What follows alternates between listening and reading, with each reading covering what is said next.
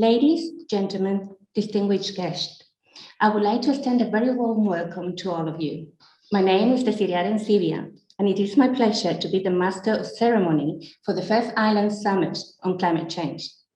Today, it is the World Meteorological Day, so it is appropriate to discuss the future challenges presented by climate change in islands and the blue economy in the European Union.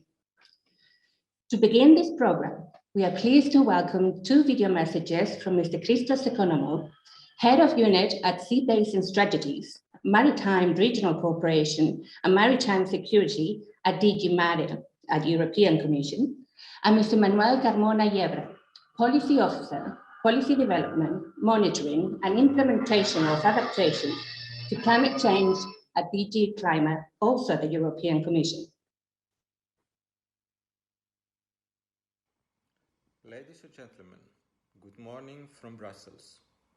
It is an honor for me to say a few words on behalf of the European Commission and more particularly DG Mare in this special day which concludes the Horizon 2020 Soclimpact project. I'm sure all of you gathered today understand the importance of the blue economy for your countries and regions. I'm talking about traditional sectors such as fishing, maritime transport and ports, tourism, but also the emerging ones, such as marine renewable energy and biopharmaceuticals. Developing these sectors in a sustainable way is a priority for DG Mare, not only because of the replies they offer to the challenges we face around climate change, but also because of their strong recovery potential in the context of the current sanitary crisis. The European Green Deal calls for a transformation of all economic components, and the maritime one is no exception. In the next few years, the imperative of decarbonization, zero pollution, circularity, and biodiversity will likely change the face of the maritime economy. Recently, the new EU strategy on adaptation to climate change pointed out the clear implications for maritime areas such as loss of biodiversity, ecosystem degradation, ocean acidification, and sea level rise. Islands are directly affected by climate change, and research and innovation, besides nature-based solutions, will be key elements to reduce risks and enhance the resilience of these territories.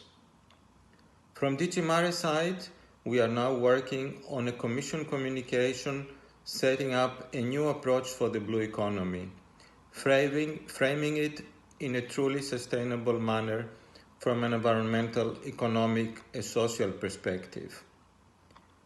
Last November, the Commission also published the EU strategy on offshore renewable energy to ensure that the energy of the oceans can be combined with the modern technologies and become a cornerstone for the clean energy transition in the EU and its climate targets.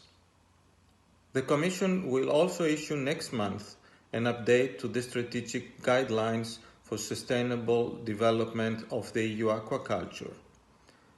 This will provide a common vision for the sector, both from a sustainable and competitive perspective. To conclude, ladies and gentlemen, territorial cooperation instruments, and particularly sea basin strategies and macro-regional strategies, such as the Atlantic Maritime Strategy, provide a suitable framework for concrete projects in coastal territories and islands facing common challenges such as those related to climate. I wish you all the best in your event today, and I'm very keen to see the follow-up to this project, and I'm encouraging you to continue this collective effort for developing sustainable blue economy and for reducing climate change effects. Thank you very much. Hello, my name is Manuel Carmona, and I work for the Directorate General for Climate Action of the European Commission. In Europe, we have 2,000 islands, around 15 million people. These are people and territories of the EU that are in the front line of climate change. We have, for example, outermost regions in the oceans at lower latitudes that are impacted very specifically by climate change. It's been a long time since 2018 when I met Carmelo Leon and he presented the beginnings of Soclimpact. This is a crucial project. 3 years later, we have more than 20 organizations, more than 12 islands covered by Soclimpact. And this project is particularly important because it tackles climate risk in crucial sectors of the economy of these islands. The sectors of the blue economy: aquaculture, energy, transport, tourism.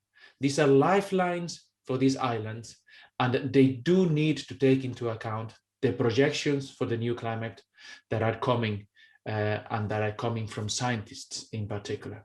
The results of Soclimpact will be crucial for the implementation of the new EU adaptation strategy. As you probably know, the new EU adaptation strategy tries to have in Europe adaptation that is smart, that is more systemic, and that is also faster, that is implemented right away. Adaptation that is smarter means adaptation that makes use of results from research projects like Soclimpact, also of the European Maritime Observation and Data Network, EMODNet, and the Copernicus data and others, Horizon 2020, in the future, Horizon Europe. All these elements have to come together and make it possible that decision makers take the right decisions in view of the climate projections. But adaptation not only has to be smarter, it has to be more systemic. It has to go through all the economic sectors, and it has to go through all levels of government. It has to have a reflection on macroeconomic policies, on fiscal policies. It has to embrace the co-benefits of nature-based solutions, of protecting biodiversity at the same time as we use nature to protect ourselves from the impacts of climate change. And it also has to be more local. It needs to consider the specific circumstances and vulnerabilities of EU islands. This is the case for Soclimpact, for example. And finally, adaptation needs to be implemented faster. There is no time to waste, and Soclimpact makes a point of linking business, science, policymaking, precisely the kind of urgent links and urgent cooperation that we will want to see as part of the implementation of the EU adaptation strategy. Adaptation is important business, it's an investment in the future, and it will tackle many of the challenges that we have in terms of health, environment, and climate change. Soclimpact contributes to this, and so do all the people that have been involved in Soclimpact and this conference. So thank you to you all. Thank you both for your messages. Next, we would like to welcome Mr. Thomas Visikas, Project Advisor for LIFE and Horizon 2020 programs for the Executive Agency for Small and Medium-Sized Enterprises. Good morning and welcome also from my side to the final conference of our project, Soclimpact. I'm the project advisor of Soclimpact, working at the European Commission in the sector of EASME climate action. It is my pleasure to see this project successfully compiling its findings and organizing its final event, which happens to be the first European Island Summit on Climate Change. Islands, as my colleagues mentioned, are among the most vulnerable regions in Europe, facing high exposure to multiple hazards such as sea level rise, extreme weather events, and droughts. At the same time, they have low adaptive capacity due to their limited connection with the mainland, economic activities, connection with the grid, and relatively small population. Therefore, the scope of Soclimpact, as the title says, to downscale climate impacts and improve socioeconomic evaluation of climate change is very pertinent to the current needs and challenges. The project was launched in 2017 with a budget of nearly 4.5 million euros. It was and still is an ambitious project with a large consortium that had to work with a broad spectrum of disciplines and stakeholders, a very wide geographical coverage, and several areas with different needs and associated risks. The project concludes this month, but we are looking forward to the legacy that it will leave behind and its key exploitable results. Blue, sustainable growth is very high in the European agenda, and the results of Soclimpact can have valuable contributions there. One is sure, the good work done in Soclimpact should not end with the project, and it must reach the audiences and the broad impact that it aims at. One of the recent successes of our project was the inclusion at the Horizon Results platform of the European Commission, highlighting the importance of generating information in support of policymaking. Among others, the presented results include projected climate changes on hazard indicators until the end of the century and socioeconomic modeling of key sectors with projections on maritime transport, tourism, energy, and aquaculture. Soon, we will have the final review of the project with external experts, where we aim from our side as European Commission to find even more exploitable results and support the project through further exploitation routes. I would like now to leave more time for the real protagonists who can tell you more about the achievements of their work. I'm looking forward to the rest of the conference, and I wish you a productive day and fruitful discussions. Thank you very much. Thank you so much, Mr. Visikas. We shall now move on to hear the message from Mr. José Antonio Balbuena Alonso, Minister of Ecological Transition Fight Against Climate Change and Territorial Planning from the Government of the Canary Islands. Hi, good morning, everyone. I would like to give you a great welcome from Canary Island government to the member of the project Soclimpact. As you know, the climate change is so important for the future of the world, but it's overall important for the future of the islands. The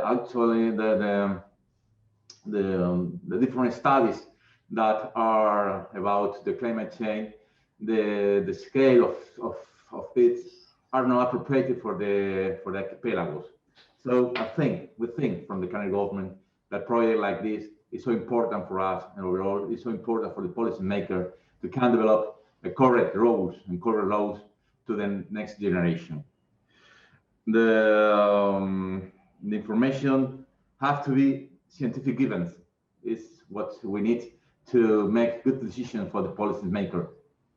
And for this, we have to accurate more lower scale for our results and for our investigations. Soclimpact has this target. And for us, this target is so important.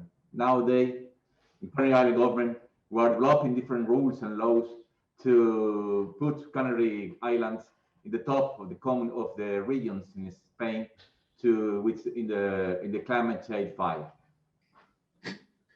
Study the different elements that affect the greenhouse emissions and the interaction between atmosphere and oceans is so important to the Canary Island government. Analyzing the track between the decarbonization adaptation policy and what are involved with the sociality of the economy is also important.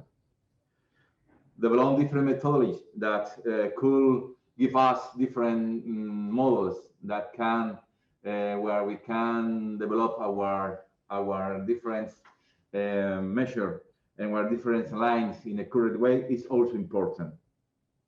And overall, if Soclimpact could give us modern elements and modern tools that can help not only to Canary Island, but also to the rest of the archipelago of the UA. And I'm talking about Chipre, Malta, Fareham, Baleares, Sicilia, Cerdeña, Córcega, Creta, Azores, Madeira, Canarias, and Antillas.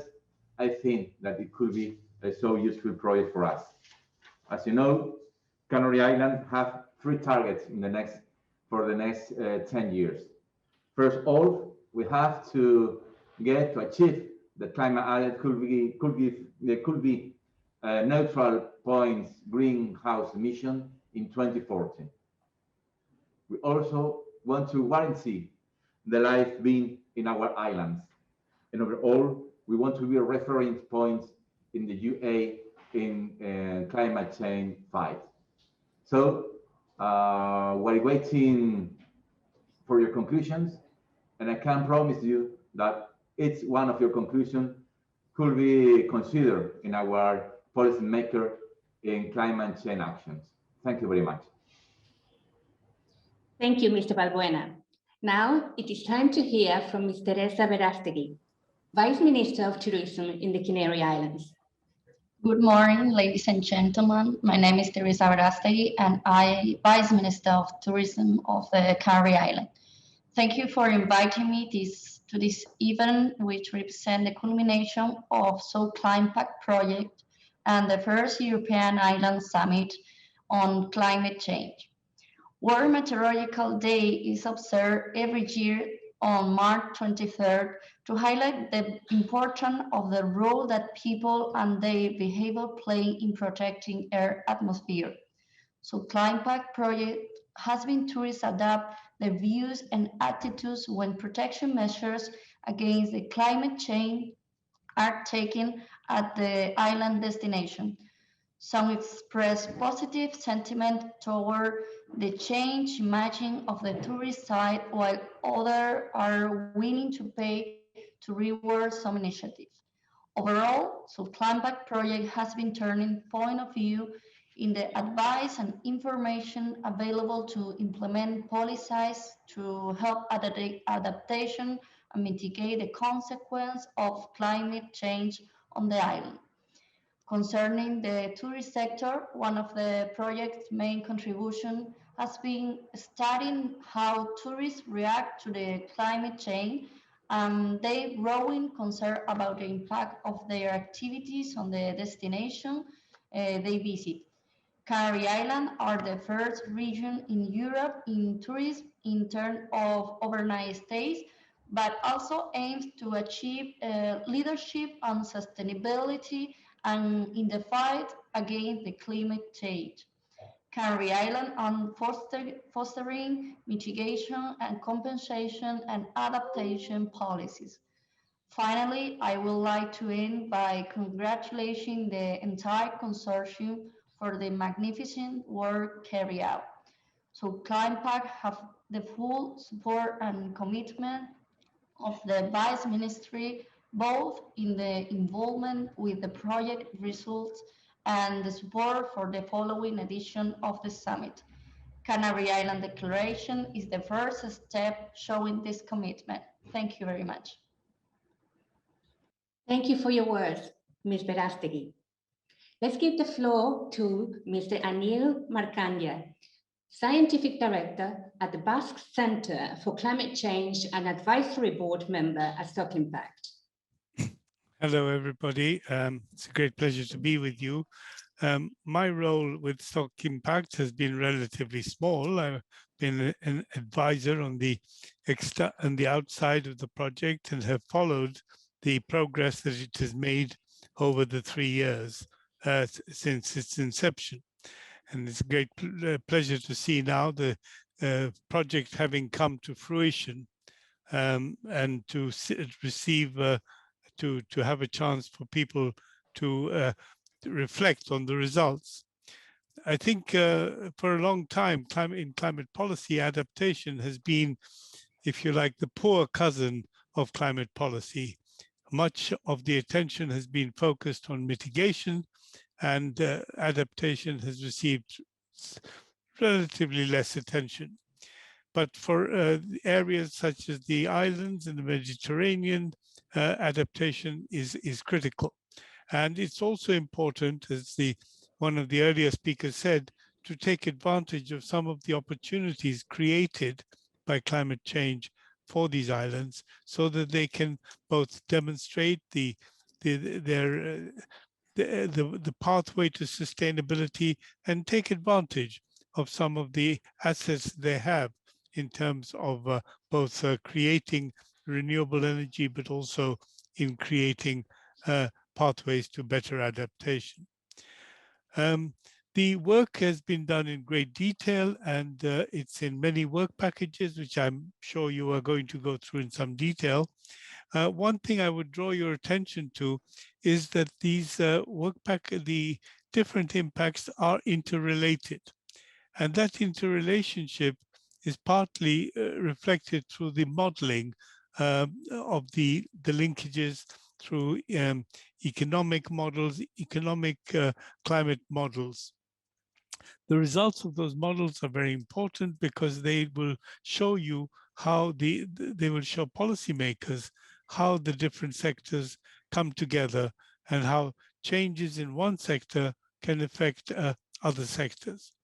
So I hope that we will have a chance to see the way in which these deep dives that have taken place in analysis are going to be interrelated.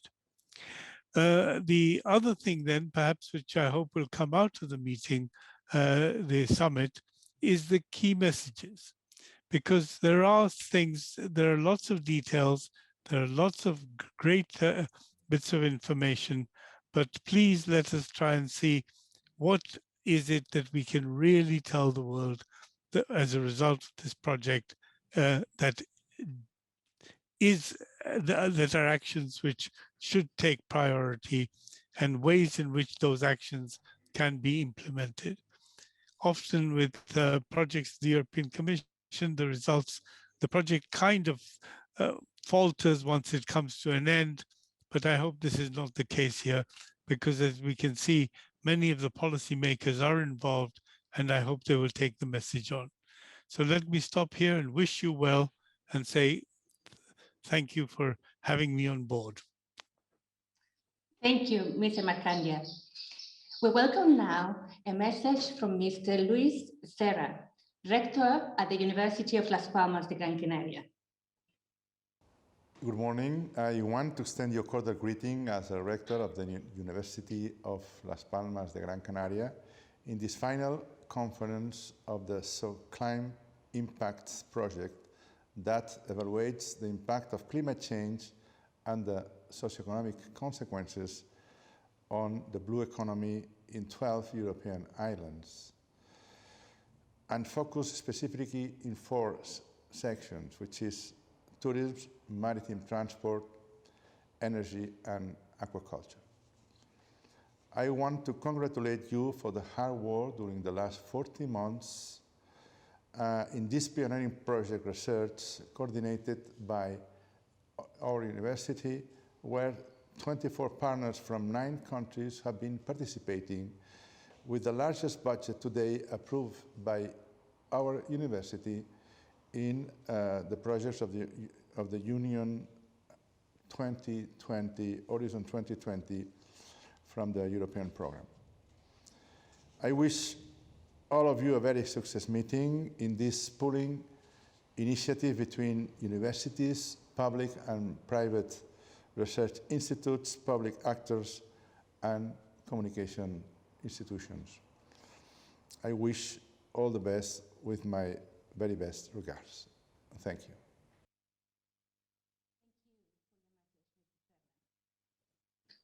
We now go to a recorded video about the Soclimpact project and its main outcomes, followed by words from the project coordinator, Mr. Carmelo Leon, who will explain the milestones and future challenges of this project.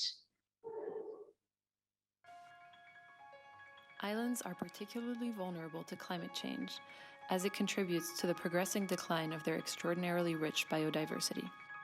Thanks to the Horizon 2020 program offered by the European Commission, a consortium of 24 partners from 8 different countries, with University of Las Palmas de Gran Canaria and Ramble as coordinators, have had the opportunity to create Soclimpact.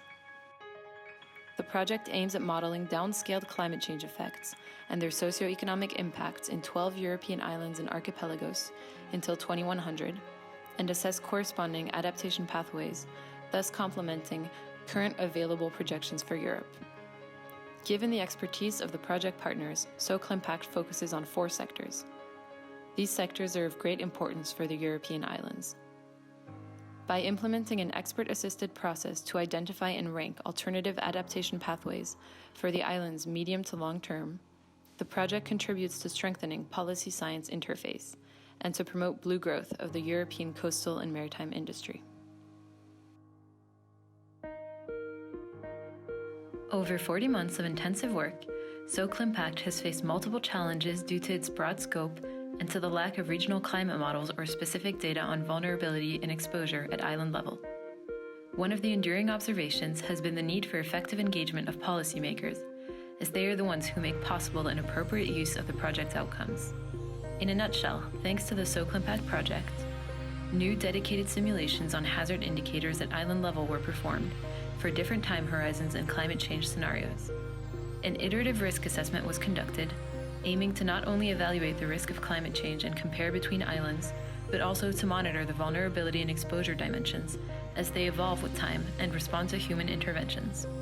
Changes to the 4 blue economy sectors were assessed, mirroring the changes in threat level from specific hazards. The socioeconomic implications of these changes were measured by applying 2 general equilibrium models. Alongside regional stakeholders, an assessment was conducted for alternative adaptation pathways.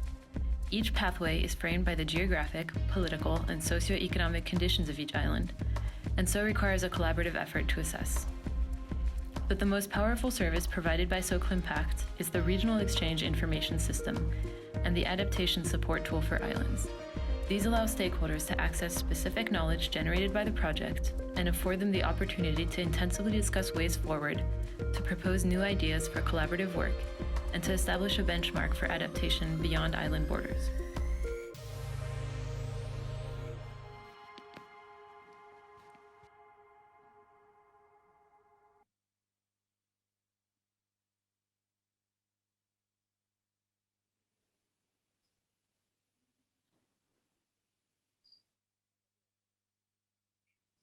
Good morning. It's a great pleasure for me to introduce you to the Soclimpact project that we have been conducting in the last 3.5 years. The objectives of this project, as you know, are looking at the future with present knowledge to get in depth about what are the spatial resolution projections of climate change science and information about economic impacts, and also bringing in the information about climate change impact change in order to improve the economic valuation of the impacts that climate change is having on island economies. All these for the economic modeling of climate impacts through the integrated and socioeconomic impact analysis to facilitate climate-related policy decision-making for blue growth in the islands, involving policymakers and stakeholders. It is well known that islands are very vulnerable to climate change, and climatic modeling was not available until we have this project on an island scale involving socioeconomic impacts. And most of the islands depend on blue economy sectors, and there are more than 2,000 islands across Europe which are inhabited, and impacts are expected to be important. Also, the blue economy sectors are also relevant in these economies. So that's why there's need to understand what's going on with these sectors in the island economies throughout Europe as an example for management climate change at a local scale in the islands economy that can help to understand those management issues across the globe in islands in other contexts and continents. So that's why we look at a sectorial approach involving different sectors in this blue economy of the islands. And on 12 different islands of the Azores, Balearic, Baltes, Canary Islands, Corsica, Crete, Cyprus, West Indies, Madeira, Malta, Sardinia, and Sicily. And the challenges we have had in this project have been related to the complexity that we are dealing with. A large geographical area covering 12 different islands in 9 different countries, and with 24 partners and more than 120 researchers that have to be bring together to produce different issues and information that are useful for the modeling of the impact chains and all the socioeconomic conditions of the islands in order to predict what's going on in the future. So this complex governance involved that we had to implement a structure of bodies that were needed for accomplishing tasks and the objectives that we have at hand, involving sectoral modeling teams, island focal points, task forces for normalization, weighting and aggregation in the different sectors that we are dealing with, and also with island reports and local working groups that are also involved in the governance of the project. So this is really a very interdisciplinary work that had requirements from different climate scientists and also economists and sociologists and environmental scientists. So the flow of work from the different working packages also was a great challenge, because integrating all these elements of information in order to produce useful and sound recipes for undertaking contributions in the fields of the interdisciplinary science. And lastly, but not least, the issue of communication and dissemination of the information to the stakeholders and to society. We are dealing with complex aspects of nature that needs to be boiled down to understanding of the people of society and all the people who take decisions in real world, and who have under pressure because of budget restraints and time restraints and all sorts of difficulties in order to implement and understand what's going on in the climate science. And this is also a great challenge for climate science that we have tried to deal in this project, and is a common problem for moving forward the issue of policy to undertake all the responsibilities that scientists have with society in terms of moving forward to solve all the problems that the environment is bringing to the well-being of the humans in this world. So the novelties that we have produced along all this work involves the availability of a wealth of information, which is downscaled to projects of climate change in different sectoral impacts and socioeconomic impacts in the European Union. And also we have worked very hard on the participatory policy design involving 12 regional organizations, stakeholders, academics, to develop accurate and adapted climate change projections for EU islands and to correlate the relationship between climate change scenarios, biophysical impacts, and island socioeconomic conditions.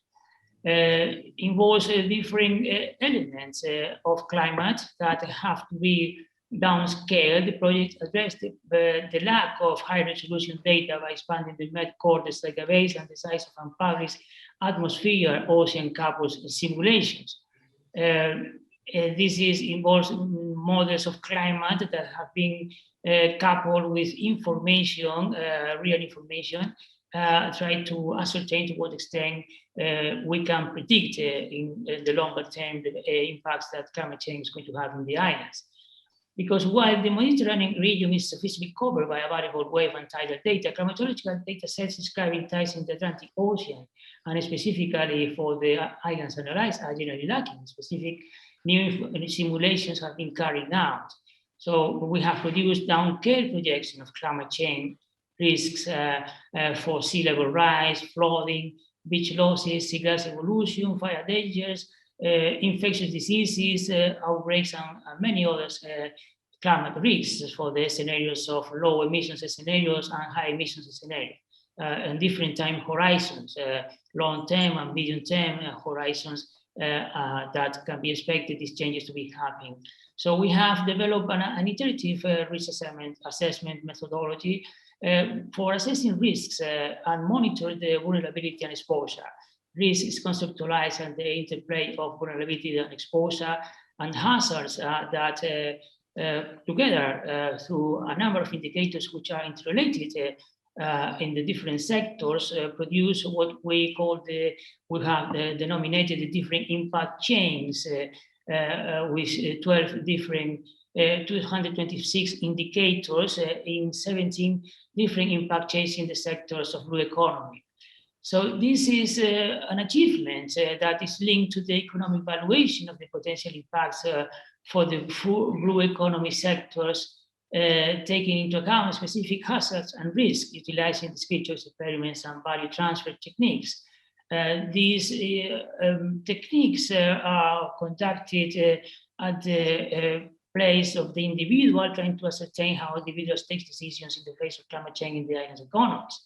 And also, another of the achievements is related to the macro modeling, the socioeconomic impacts coming from the changes in temperature, sea level rise, and precipitation rates that are expected to affect consumption, tourism flows, and infrastructure have been used as inputs in these macro models involving 14 sectors of economic activity with impacts on GDP, consumption, investment, and employment.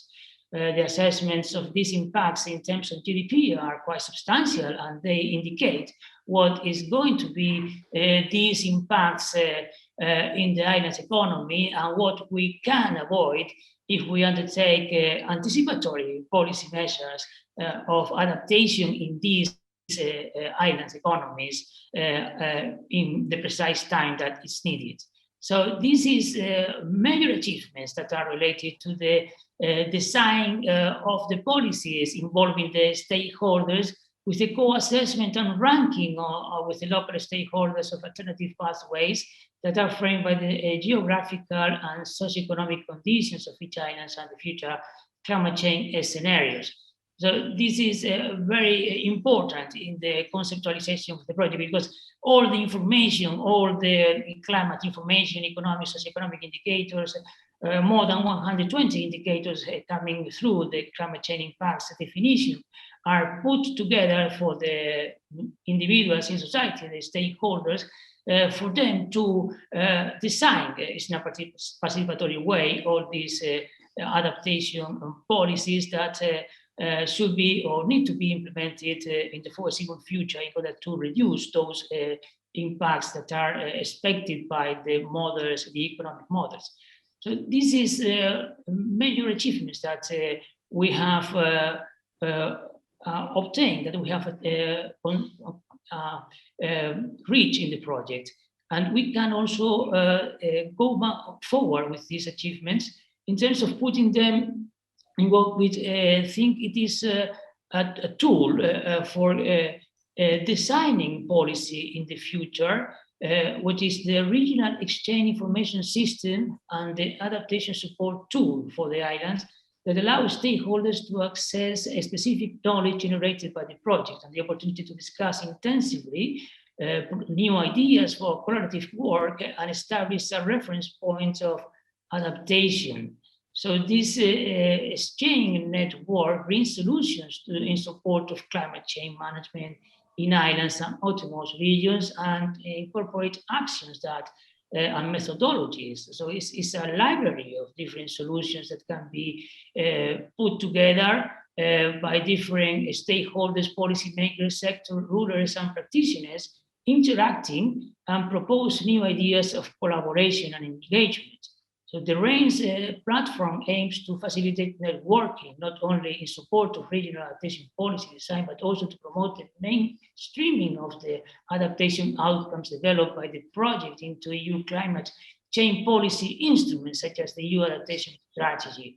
Offers a huge opportunity for all islands of the European Union to intensively discuss and establish a benchmark for adaptation and resilient capacities of EU islands and blue groves.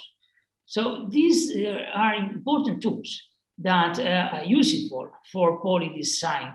but we face important challenges. We have to act now. We cannot stay static about what is coming on based on all this information. We have to anticipate and reduce and avoid the net cost of climate change in island environments, societies, and economies. All these GDP losses, employment, consumption, investment, what is going on, all this structural change that has been anticipated by the macro models has to be managed through the appropriate adaptation policies. All this risk has to be reduced. So we have to design and implement adaptation policies to continue in this process. So we need common solutions to common problems. New islands and regions of Europe can also be analyzed and to fight against climate change because islands are very, very vulnerable, as we know, because of climate change. So there is need of research and innovation and development of scientific knowledge that must be supported by the appropriate funding. And this is what is in this declaration we are putting forward today, and we bring to you for your approval. And we thank very much to the policy makers and the policy leadership in supporting this initiative so that the project can become something useful for society and so that science and knowledge is something that can be put ready to solve problems. Because we have to develop the human capital for employment and development, innovative solutions for blue economy sectors, as we have found out and implementing in the development of the adaptation policies through the stakeholders' participatory processes. There is need to work through the 5 capitals that society has endowed: the financial capital, the human capital, the social capital, the natural and physical capital. All together have to be developed in order to come out with useful and important solutions. So what is next? What is the major challenges that we are facing in the near future? We need to continue with this process of open innovation to become it sustained because islands are very small, tiny territories across Europe and across the world, and they need to be empowered in order to claim the needs and the facilities that will enable them to undertake potential solutions to reduce those costs that climate change is going to impose on their societies. So we need to build a permanent platform, this kind of platform that avoids to the generator this impacts in climate change that will bring in all these island communities in these islands for the foreseeable future. So thank you very much for your attention. Thank you very much to all of you for collaborating and participating in the project and to make it a success. Thank you. Thank you for your presentation, Mr. Leon. Soclimpact started with a preparation phase in which climate-related impact chains were defined, followed by a second phase where downscale projections of climate change impacts for the 12 islands case studies were performed. Now it is time to present the next lot on our agenda, dedicated to outline the main results of the project in the words of the work package leaders. Starting with Mr. Guillain Dubois from Ramble in France and Mr. Gianmaria Sanino from Enea in Italy.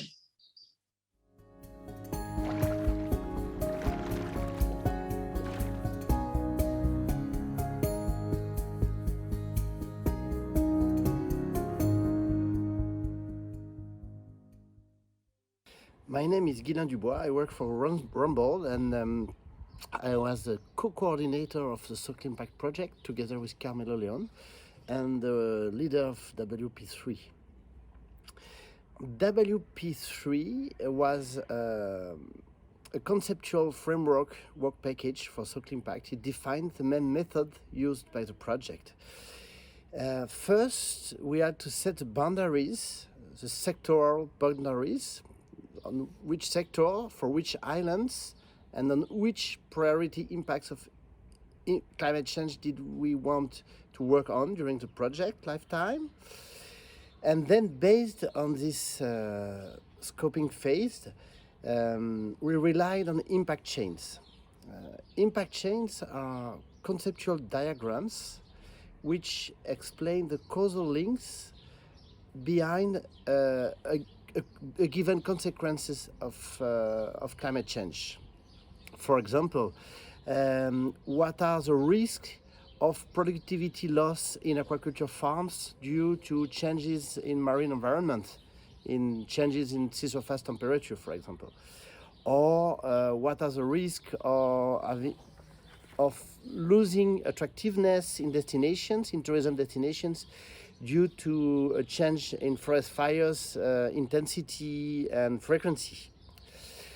So these conceptual diagrams were defined by research teams, and they were then submitted to local stakeholders in local working groups and validated, and we did several iterations. The local teams also developed some very specific impact chains. For example, in Azores, there was a very specific issue. The tourism economy relies partly on whale watching, and the stakeholders were interested if in the future the conditions for whale watching, the environmental conditions for whale watching would change in the future due to changes in marine environments. And that was the result. And based on that, the subsequent work packages of the project could look for indicators, look for data, and then model these complex impact chains until an assessment of the economic consequences of climate change for island economy. So finally, I would like to ask a few questions to the stakeholders and to decision makers present in our summit. First is, do you know enough about the current and future consequences of climate change for your impacts, for your islands, sorry.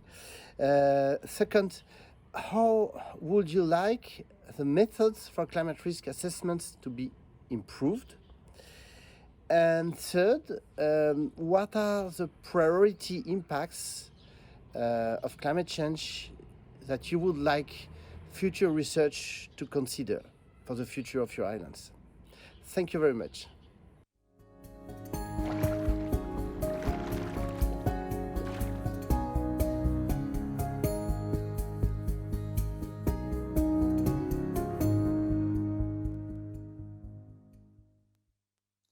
Work Package 4 has produced new climate data, atlases, and reports aiming to illustrate how climate-related hazards and impacts that are relevant for the four economic sector and the island considered in Soclimpact will change in the future. The climate-related hazard taken into account consideration in WP4 are sea level rise, forest fire, extreme weather events, rising temperature, increased energy demand, and droughts. WP4, through the sector modeling teams, has gathered data from already existing databases and local stakeholders to also quantify the exposure and the vulnerability components of risk, and elaborated methods to normalize and weight all components into risk indicators per island and per sector.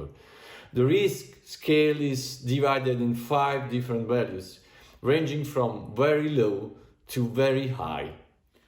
Let me give you just a few examples. For the maritime transports, among all the islands considered in Soclimpact, actually is not expected to exceed medium risk score, even under the worst case climate scenario. That is what we call the business as usual climate scenarios.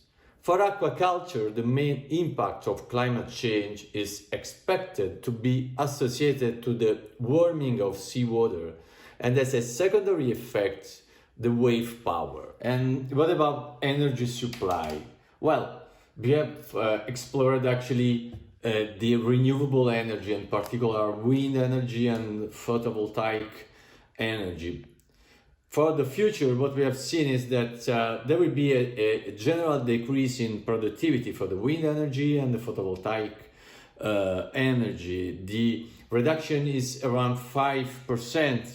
This is just an average values all over all the islands, with maximum decrease of about 10% for some specific islands. All the islands analyzed in Soclimpact, Malta appears to be in a critical position.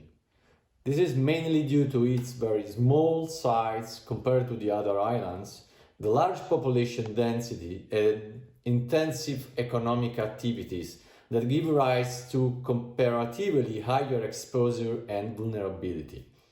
In general, it is observed that the higher risk correspond to higher exposure and vulnerability or lower adaptive capacity rather than higher hazard. If you want to know more about the work of WP4, you are welcome to look at our website where you can find all dedicated documents that are available for every islands analyzed in Soclimpact. Thank you. A crucial step of the project was the Work Package 5. In this package, partners implemented several methods for market and non-market valuation of climate change impacts. The economic projections for the 4 specific blue economy sectors were subsequently used as inputs in Work Package 6, the macroeconomic modeling. With this complete picture of future changes, Work Package 7 did its work, assessing alternative adaptation pathways with regional stakeholders in each island needed to build more resilient archipelagos. But let's see what the leaders of Work Package 5, 6, and 7 have to say. We will start with Mr. Carmelo León and Mr. Matías González from the University of Las Palmas de Gran Canaria in Spain, and Mr. Miguel Ángel Gardner from the University of the Castilla-La Mancha, also in Spain. Afterwards, we will hear from Ms. Zoe Brontisi from E3 Modeling IC in Greece, to finish with Mr. Hugo Costa from the Faculty of Science in Portugal.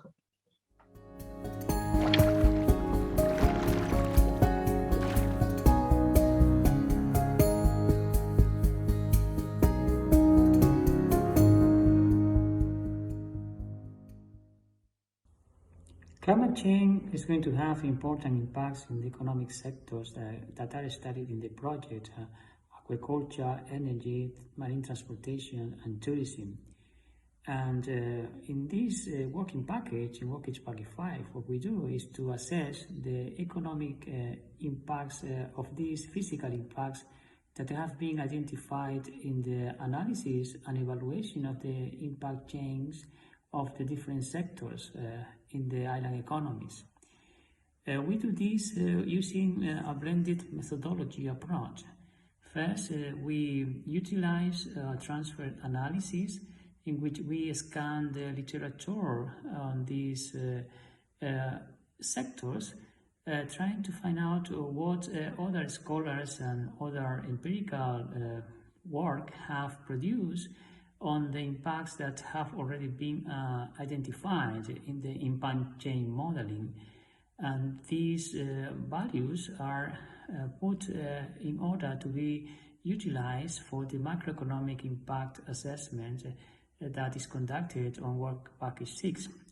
We also utilize big data analysis and empirical application in which observations from social network data is utilized in order to find out how people change the behavior when there are climatic changes such as heat waves or forest fires across the destinations.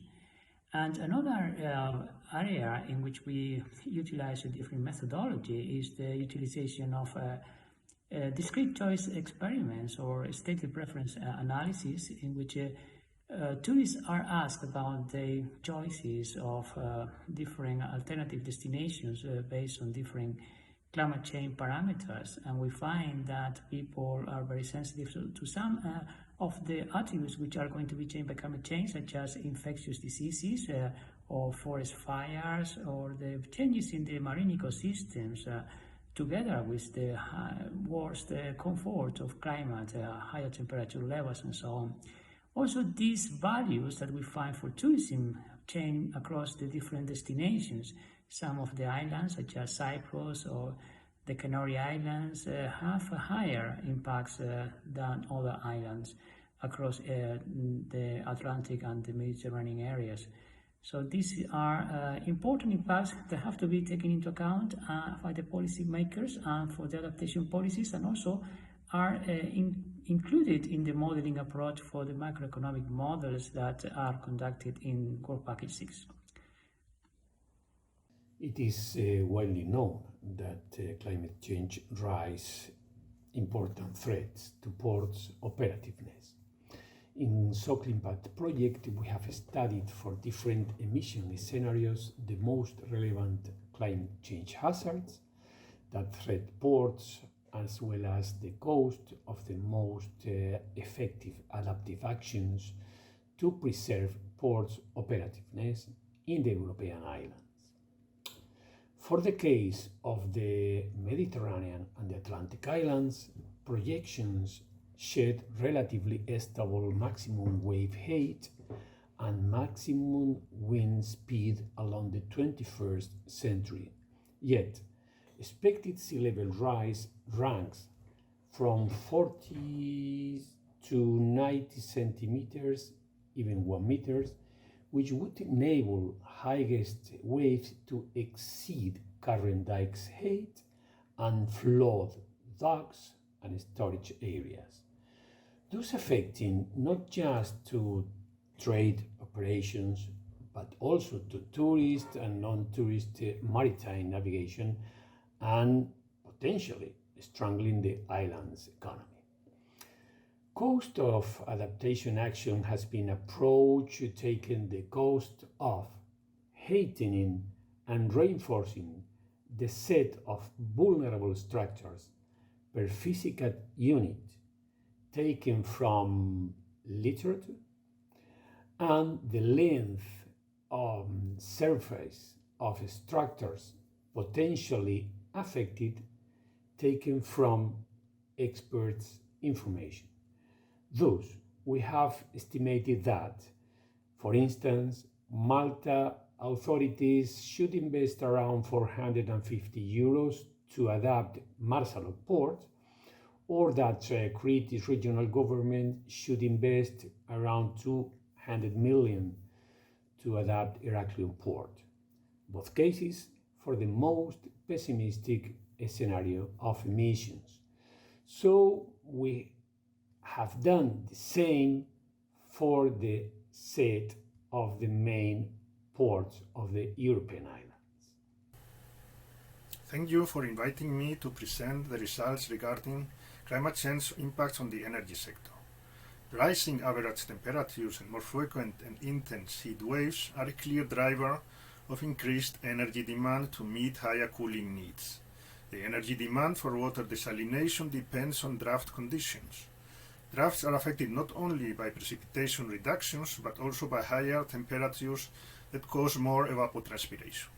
In the assessment of future energy demand due to cooling and water desalination needs, we have used two opposed emission scenarios, RCP 2.6, which corresponds to strong mitigation measures, and RCP 8.5, which considers increasing emissions throughout the century. While the high emission scenario would cause a strong energy demand increase for cooling and desalination needs, under the mitigation scenario, the energy demand would increase much less and would even stabilize during the second half of the century. The higher cooling and desalination needs could cause higher electricity prices, but this will depend on the adaptation measures taken. The climate and energy strategy of the European Union includes energy efficiency measures to control energy demand increases. The widespread use of thermal insulation in buildings could decidedly cut cooling needs. In the case of desalination, measures like the reduction of water leakages can compensate in part the increased energy demand for this need. Regarding the energy supply side, the share of renewable energy should increase strongly under the climate and energy plans of the European Union. Climate change impacts on wind and solar photovoltaic potential will be rather small in general, which represents an important guarantee of energy supply from these sources. In Soclimpact, we have also examined the so-called renewable energy drafts, which are low energy production periods. Following our results, the frequency of energy drafts is much higher for wind than for solar photovoltaic energy. Therefore, more solar than wind energy capacity should be installed in order to ensure a stable supply and reduce the need for backup sources and energy storage. Both energy sources are also complementary in time, and solar photovoltaic productivity shows a summer maximum that matches well the increased cooling energy demand in summer. Due to the limitations of available land surface in the islands, offshore renewables should have a fundamental role. Offshore wind energy has a much higher productivity potential and is less variable than onshore wind energy. In Soclimpact, we have also assessed the option of offshore floating photovoltaics, which is receiving an increasing attention as it offers a potential solution for taking advantage of the positive characteristics of solar energy, also in places where land surface is limited. Many thanks for your attention.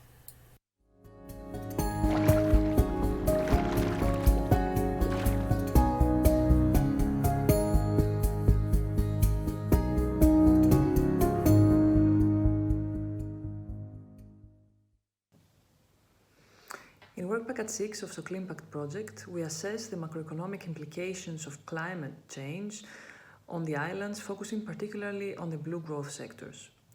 We conduct our analysis with two different modeling frameworks, a CGE model, GEMI3 Island, and a macroeconometric model, GeneForce.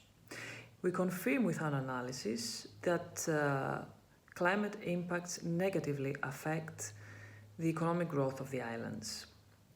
And we find that under both climatic scenarios, losses are significant. In particular, GDP losses can reach 3% in 2050 and 6% in 2100 at a 2-degree scenario, indicating that even under a 2-degree climatic pathway, there are GDP losses for the islands, while results show that these GDP losses double or more than double under a no mitigation scenario. And in particular, they can reach 6% in 2050 and more than 14% in 2100. Now, results vary by island. The scale of losses varies by island, and we find that the Canary Islands show the highest impacts, while Malta the lowest losses.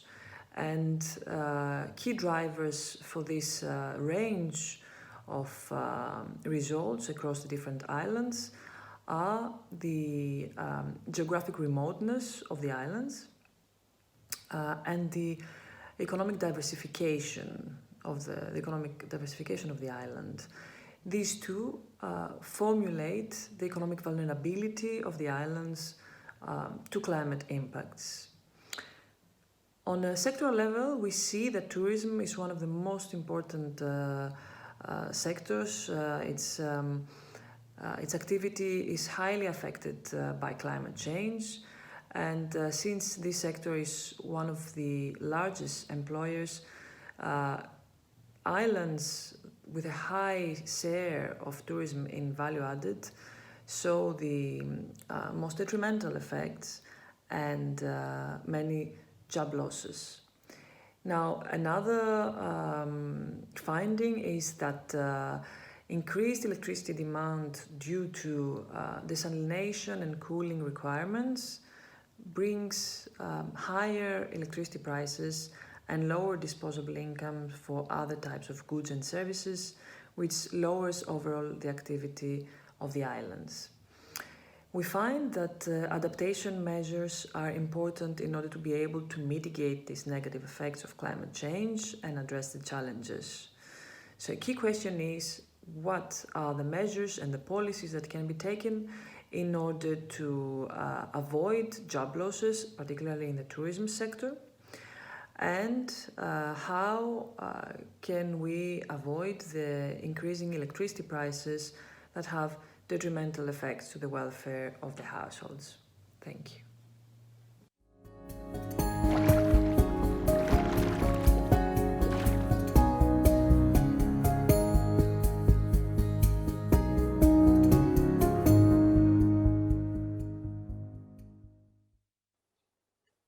Hi, my name is Hugo Costa from Faculty of Science in Lisbon. We lead the Work Package 7 in Soclimpact.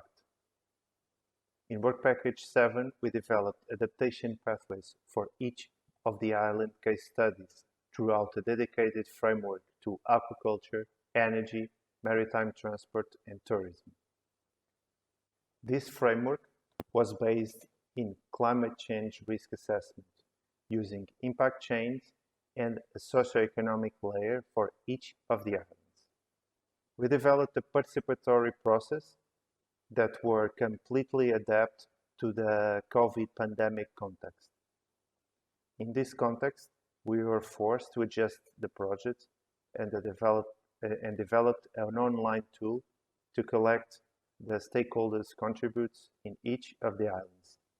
Together with the island focal points, we developed an online survey tool based on climate, socioeconomic, and also climate policy context. We aim to constitute a portfolio of adaptation options to respond to climate change risk. We connect adaptation science to local decisions throughout 4 adaptation policy trajectories, which were created in 3 different periods of time until the end of the century. Within this structure, policy pathways were designed to adapt the islands to the future climate.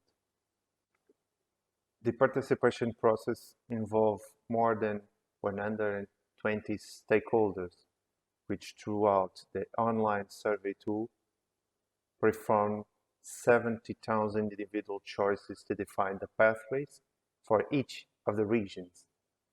Those adaptation pathways and the adaptation options considered were also evaluated. Based on a simple decision model, we developed with the island focal points partners a common pathway for islands. The structural body of these pathways are based in policy options like for tourism, maintaining the mainstream of disaster risk management, or conduct the adaptive management of natural habitats. For maritime transport, we are able to highlight the need of integration of ports in the human tissue and the development of background routes and infrastructures for extreme events. It was also important for the stakeholders, the improvement of the operational speed of the ports. For energy, the availability of storage systems and the creation of green jobs were valued. For aquaculture, the existence of integrated multi-trophical strategies and submersible cages were considered good adaptation options to implement. To finalize this video, I would like to launch 2 questions to trigger the discussions around policy design. What is the most critical information for decision-making in adaptation to climate change? Is the resolution and quality of the models? Is the quality of the socioeconomic information? Or is the access of good adaptation options with costs and benefits and balances? The other questions I would like to launch is related with the future of the citizen participation in climate change policy. What do you think is an active and relevant participation in climate change process? Thank you for your attention.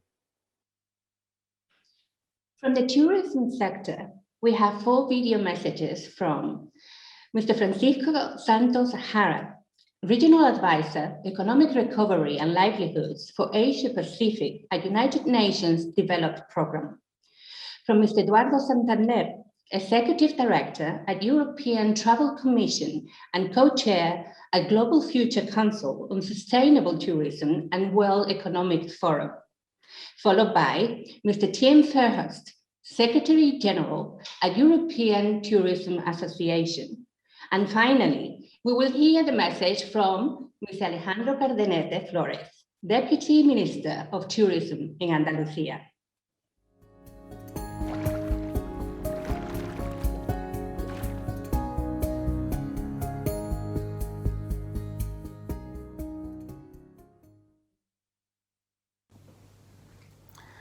It is an honor to be here with you today at the first European Islands Summit on Climate Change, although we increasingly talk about climate emergency, as islands have all but time.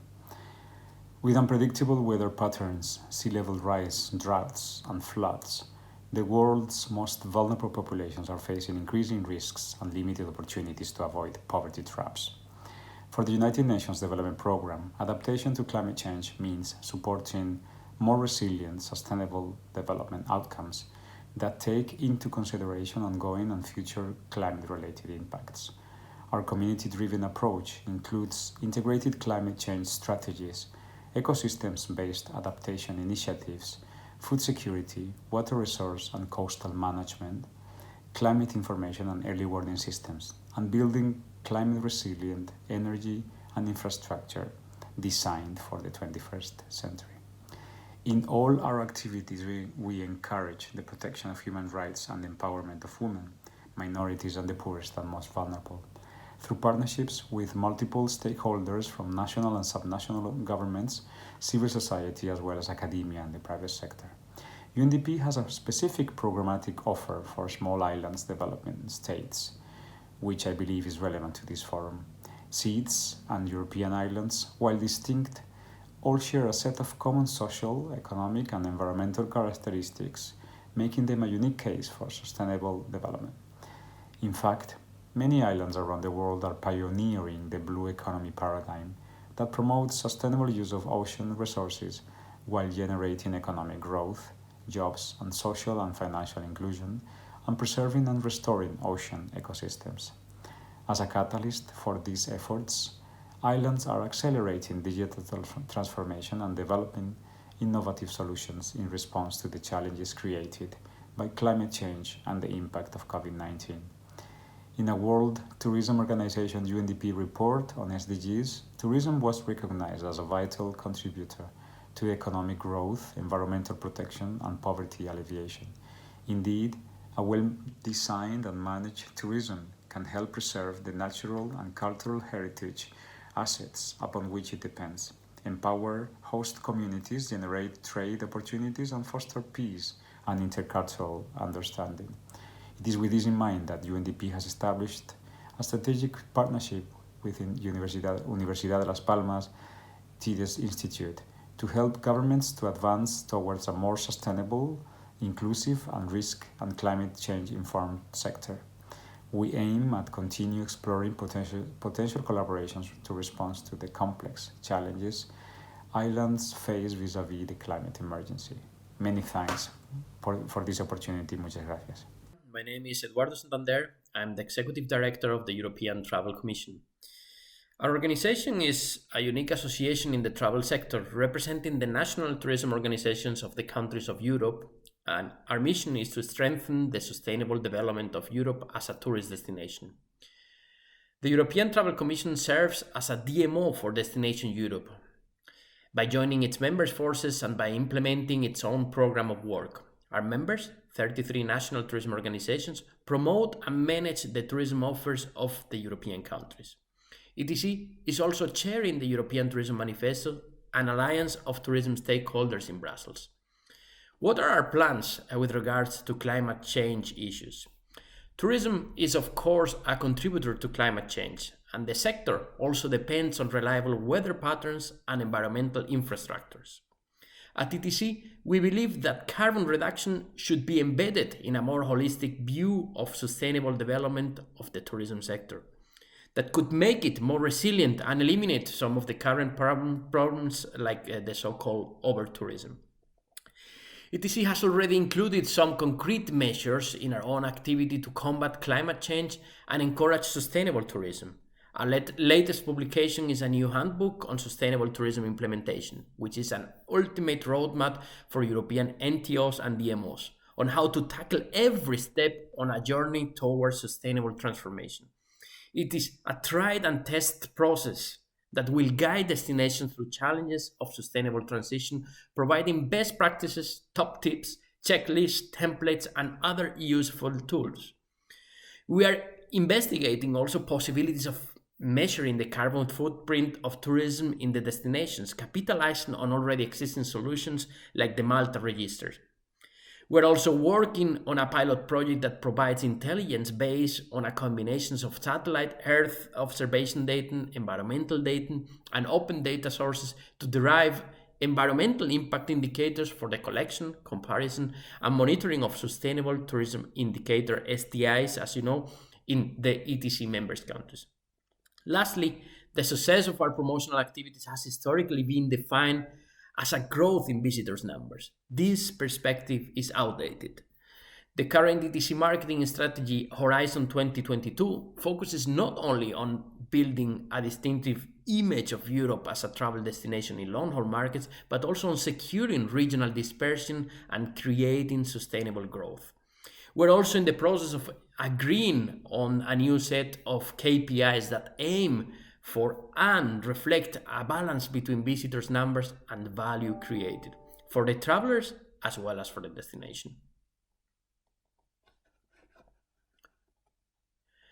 Last but not least, I would like to wish you all the best for this event and the best wishes for the project in the future, and obviously the full support of ETC in your endeavors. Thank you so much. Hello, my name is Tim Fairhurst and I'm Secretary General at the European Tourism Association. Thank you very much for inviting me to say a few words at your conference. At the European Tourism Association, we have declared a climate emergency with an organisation called Tourism Declares a Climate Emergency. That is going to be providing an excellent hub for good practice sharing throughout the industry in order to help people measure their impact and transition to a much more sustainable form of practice. We must work towards science-based targets. There is no option. While the ecosystem across Europe needs financial help to get back on its feet, strategically, climate is the biggest challenge we face, and the work you are doing for all of Europe's islands, from the Atlantic to the Eastern Mediterranean, is essential. We need to work together. This is an area where collaboration must come before competition.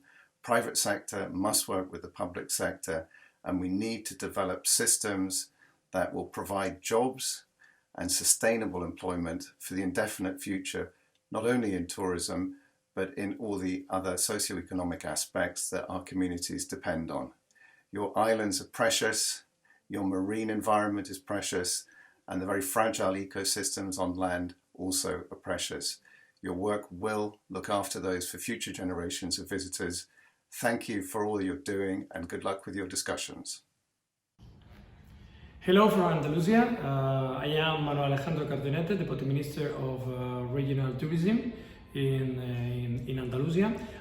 First of all, congratulations for this final meeting of this project, so Impact, for this first conference of climate change in Canary Islands. Here in our government, we are so clear that the climate change is one of our goals. In fact, in the President's, we have one climate change office, and in our Ministry in Tourism, we have two main lines where we are working in this goal. First of all, in our strategic plan for 2021-2027, we have included the climate change in one of these goals, and we have been the responsible of the opinion in the Committee of the Regions, including the climate change in the opinion so-called tourism, sustainable tourism. In fact, in the European Commission, as you probably know, the Green Deal, this main goal, including climate change, is one of the objectives of the European Commission, and we have included in our opinion about the future of the tourism. After the COVID-19, we are going to have a new tourism, and we have so clear to include in every part of this goal the climate change and the possibility to avoid any problem related with the decarbonization, etc. So again, congratulations and have a nice conference. It is time now to hear from Mr. Francesco Cate from CPRM Islands Commission, with whom we had encouraging meetings and look forward to future collaborations together, followed by Mr. Isidro Gonzalez, Deputy Secretary of the Union of the Mediterranean, who is going to share the adaptation plan concerning the blue economy and the promotion of energy transition, as well as interest in Soclimpact.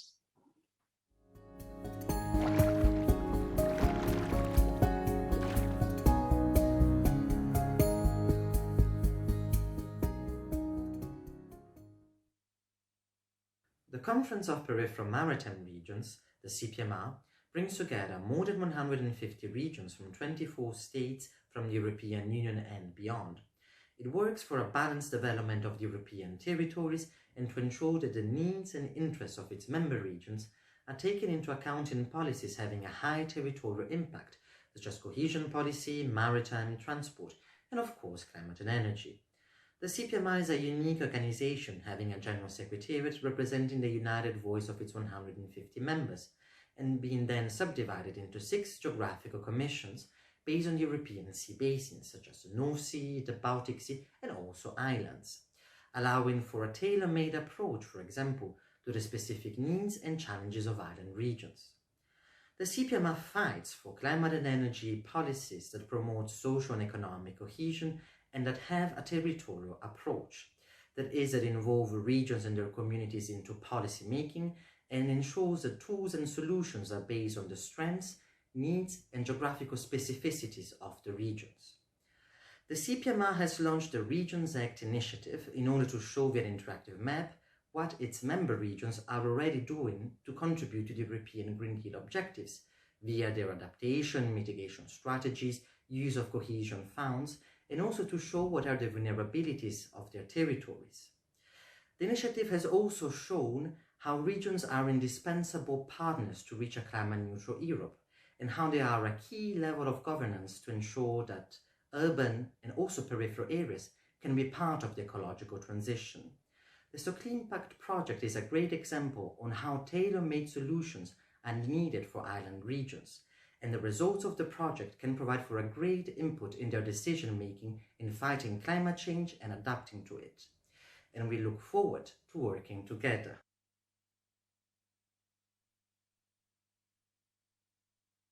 Hello, I am Isidro Gonzalez, Deputy Secretary General of the Union for the Mediterranean. Born, by the way, in an island near Las Palmas de Gran Canaria, exactly in Tenerife. I'm very grateful for your invitation for this final conference on the Soclimpact project. Last year we published a report by the MEDEC Association of Scientists on the impacts of climate change, especially in the Mediterranean region. We found out that the impact of climate change in the Mediterranean is the second worst in the world, only after the Arctic. Temperature has risen in the Mediterranean area 1.5 degrees in the last century, and unless we react swiftly and urgently, the temperature will go up to 2 more degrees at the end of this century. So this makes us put to work efficiently and to continue implementing many projects. And recently, the 2nd of February, we celebrated the second Union for the Mediterranean Ministerial on Blue Economy.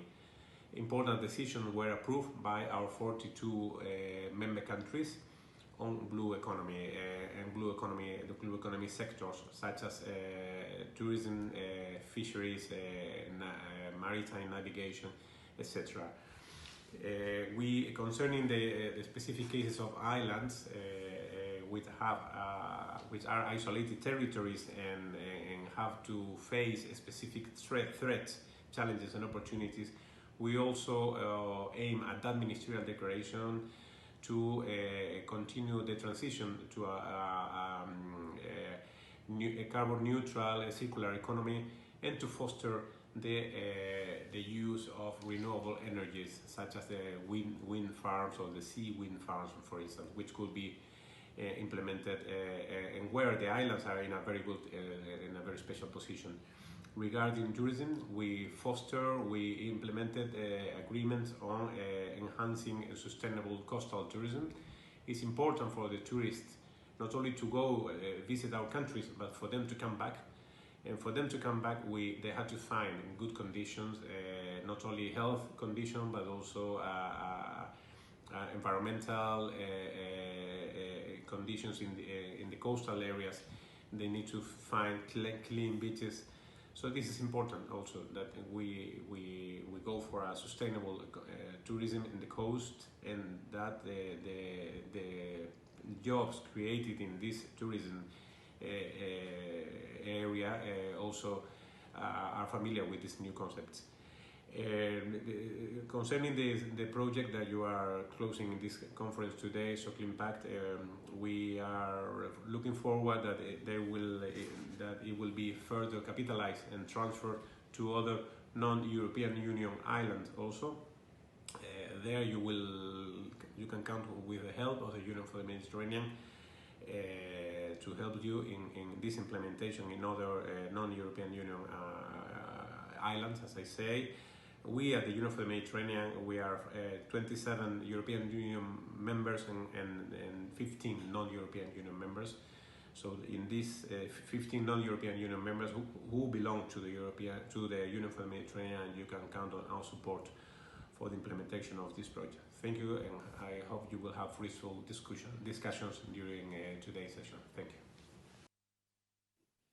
Now it is time to hear from Mr. Jan Corneel from the Clean Energy for EU Island Secretariat. We had the opportunity to exchange information with this secretariat, and a cross-communication action plan was outlined for mutual benefit. And we are happy to say that this collaboration will be extended after the project ends. We also have recorded messages from Ms. Uli Le, with whom we counted on as a researcher during this project, and is now head of the Socioeconomic International Renewable Energy Agency at IRENA, which makes her a perfect ambassador for the energy sector. And from Mr. Javier Ojeda, from the Spanish Professional Aquaculture Association, APROMAR, who had a high implication in this project due to his great expertise in the analysis and ranking of adaptation measures for the aquaculture sector.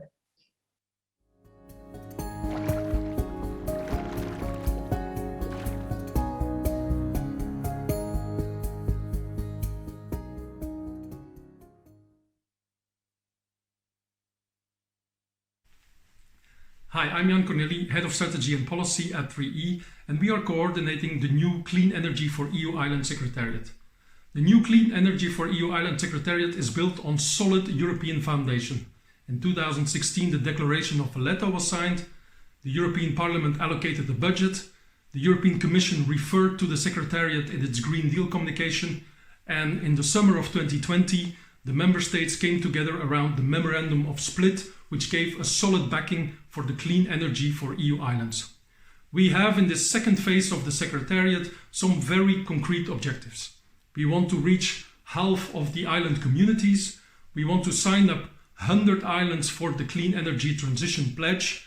And we want to technically assist 40 islands in their clean energy for EU island projects.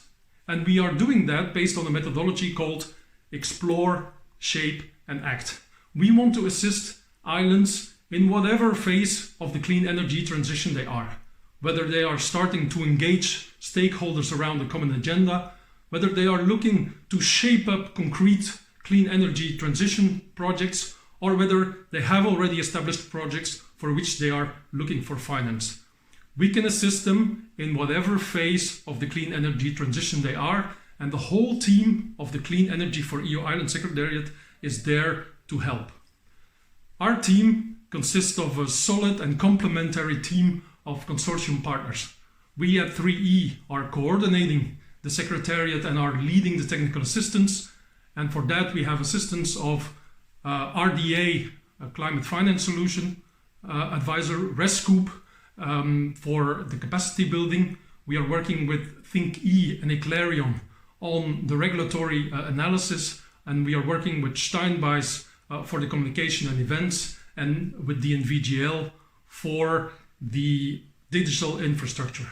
And with this team, a very complementary and motivated team, we are there to assist the islands in the clean energy transition, to support their experiences, and also to be their advocate in Brussels to show what the islands are capable of in terms of clean energy transition.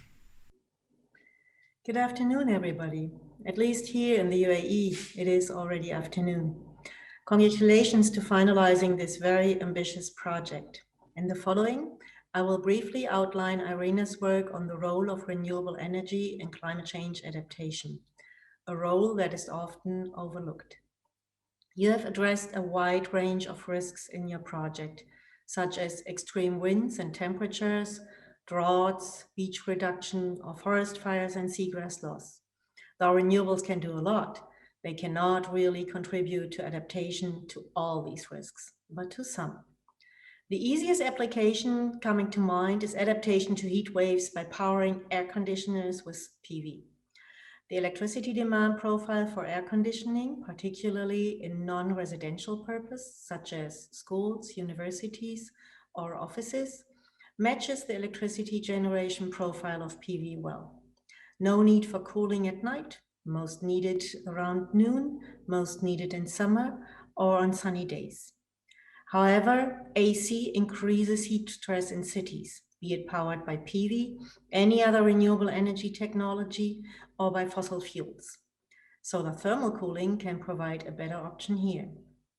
Regarding droughts, solar pumping provides a climate-friendly solution to irrigation and is in many areas the more economic solution, as opposed to diesel-driven gensets, for instance.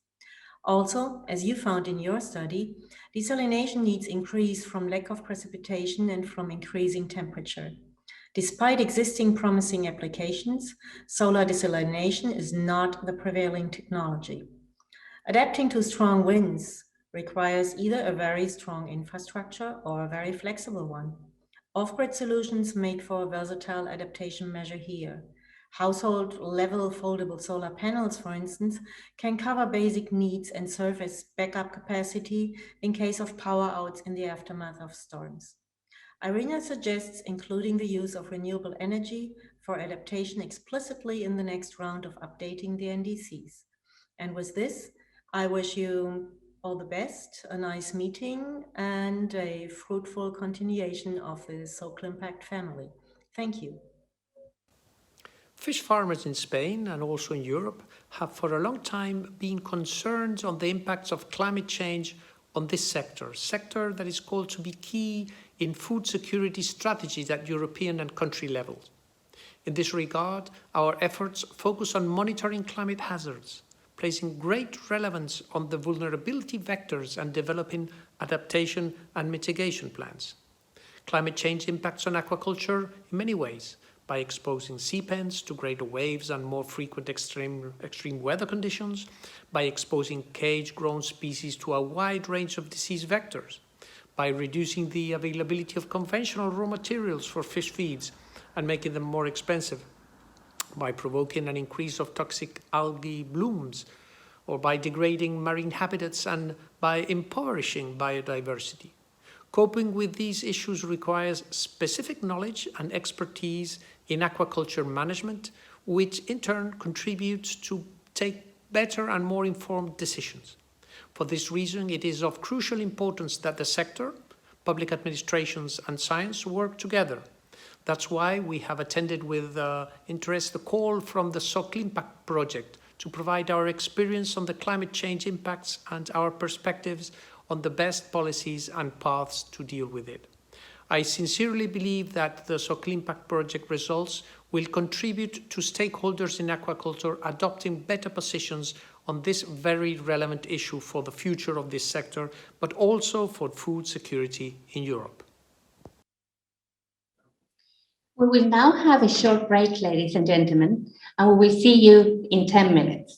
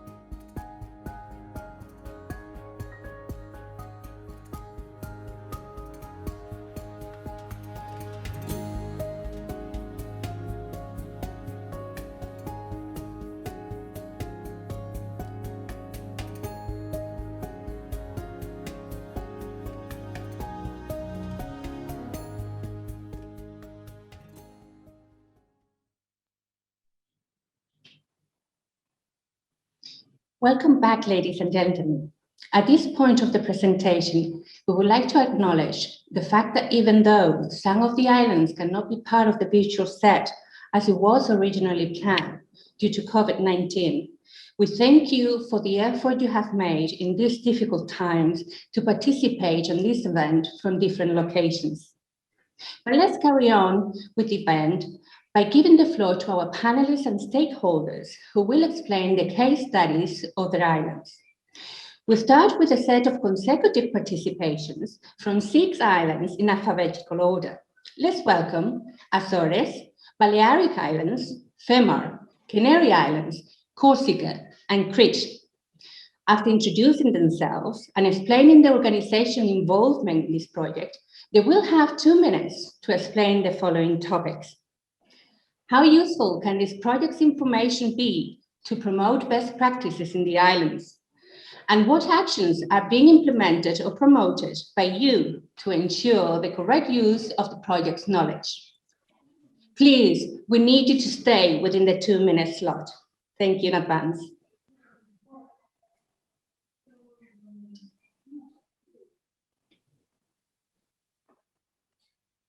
Thank you.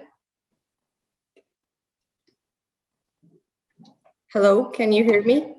Yes, we can hear you. Thank you, go on. Hello, my name is Catarina Furtado. I'm from the Azores.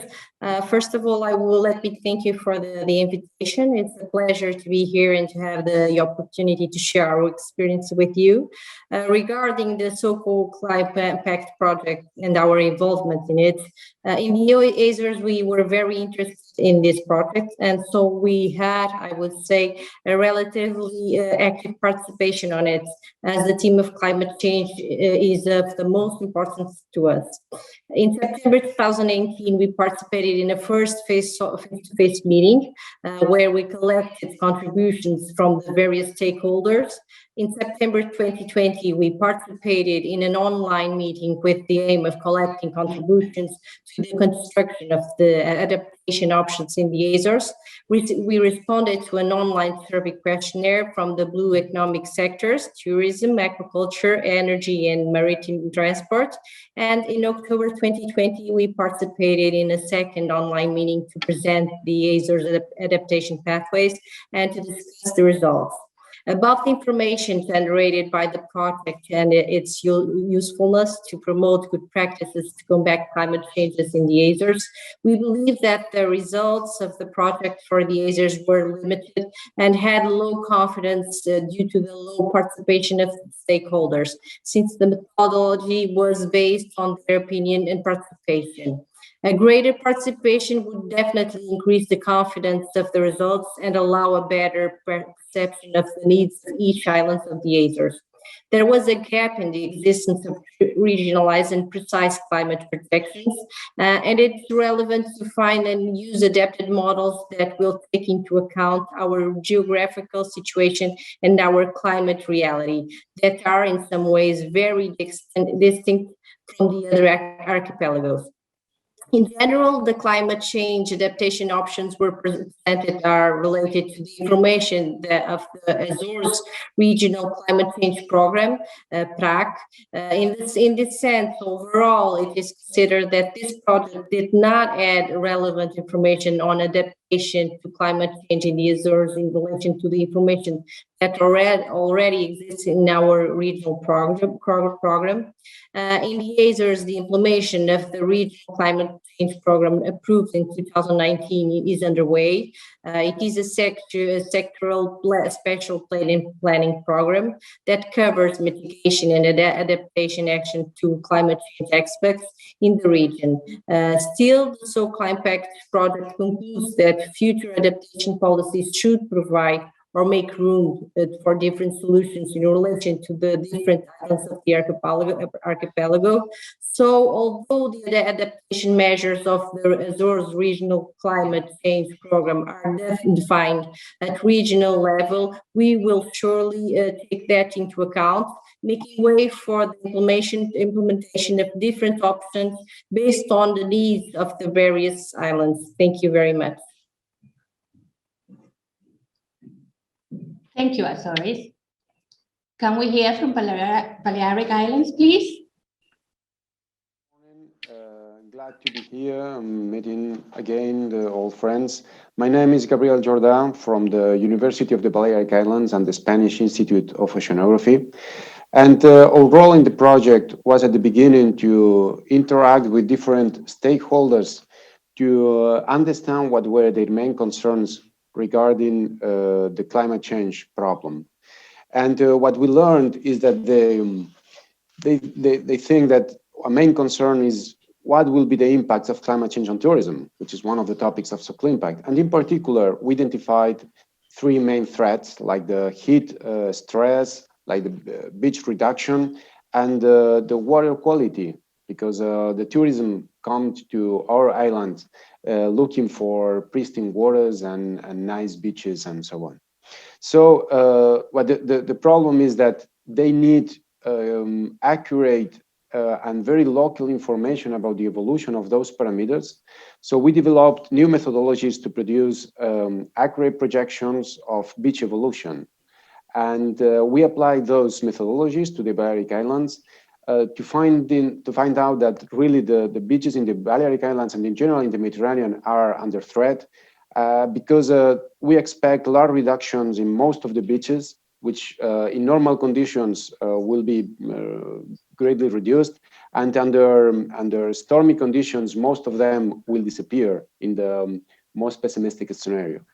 Also, another thing we've done is to evaluate the evolution of seagrasses. Seagrasses are the main foundation species that allow to have a lot of biodiversity in the coastal ecosystems and to increase the water quality.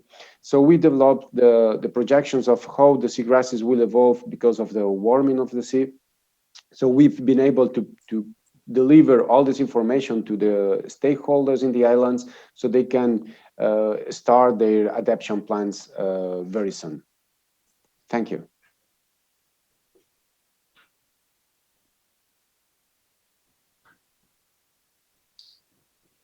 Fermat, can we have your intervention, please? Yes. Good morning to everybody. My name is Damian Arikas. I'm working as an expert for climate change and sustainable mobility at the Baltic Environmental Forum in Hamburg. And we were with the Soclimpact project working on the island Fehmarn, which is the third biggest island of Germany in the Baltic Sea. And as Fehmarn is the only northern European island in the Soclimpact project, it was to some extent a little special, our role that we played, because it is the only northern European island, as I said, but also the tourism on our island is mostly domestic. That means mostly German tourists visit Fehmarn. But this trend is growing. Actually, people are more and more like visiting destinations in Germany or in Northern Europe.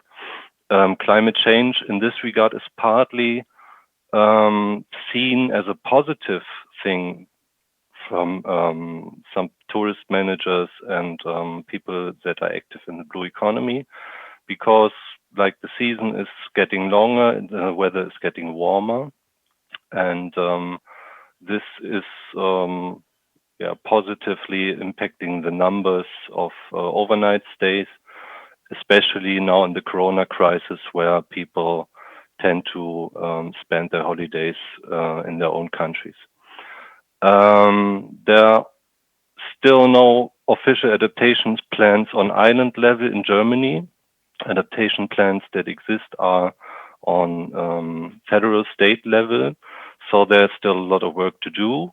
But I must say that Soclimpact did initialize a very important debate on the island, on Fehmarn Island, about adaptation, about climate adaptation.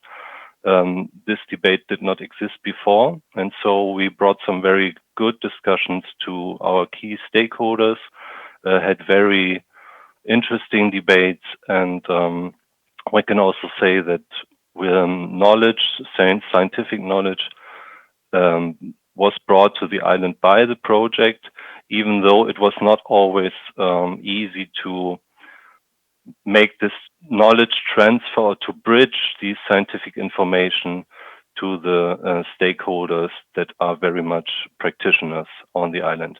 Also, like political processes are not, it is not enough like to have just a general model or some scientific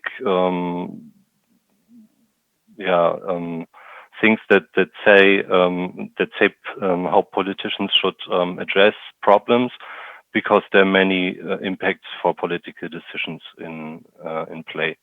So we made a first step there to initialize this adaptation discussion, but there's a lot of work that has to follow. Thank you. Canary Islands, can we have so the words? Good World Meteorological Day to everyone. My name is Gonzalo Piernavieja. I'm representing the Canary Islands Institute of Technology. It's a technology center with quite big, with more than 200 persons belonging to the regional government of the Canary Islands, and carrying out an important activity in fields related to sustainable development, particularly renewable energies, which has been the main subject in Soclimpact, sustainable water technologies, circular economy, or blue economy. So our renewable energy department has been working for more than 20 years with other insular regions in Europe in finding solutions for a clean energy transition of these territories, which is a big challenge, and also to help decarbonize the economies of the islands. Here in the Canary Islands, there are several relevant initiatives going on, boosted by the regional government. The regional minister in the inaugural session depicted several of them. So at the beginning of the term, there was a climatic emergency declaration, and this has triggered several initiatives, legislative packages. Currently, there is a strategic plan for climate action. There is a climate change law being passed quite soon. And then there is also regarding decarbonization, which is the main contribution of ITC in Soclimpact. The cornerstone is the energy transition plan, which aims the full decarbonization of the Canary Islands in 2040. It's a quite ambitious challenge.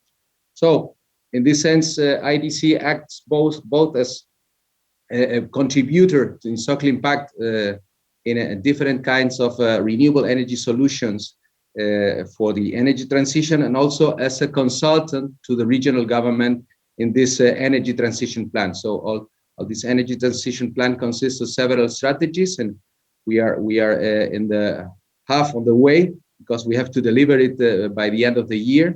And so in summary, the Canary Islands are on the move and are making important steps in the ecological transition. Thank you.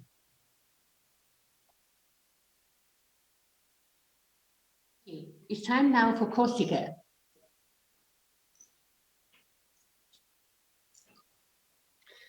Good morning. My name is Guylain Dubois. I'm in charge of the climate change team at Rumble, and I was island focal point of Corsica in the Soclimpact project.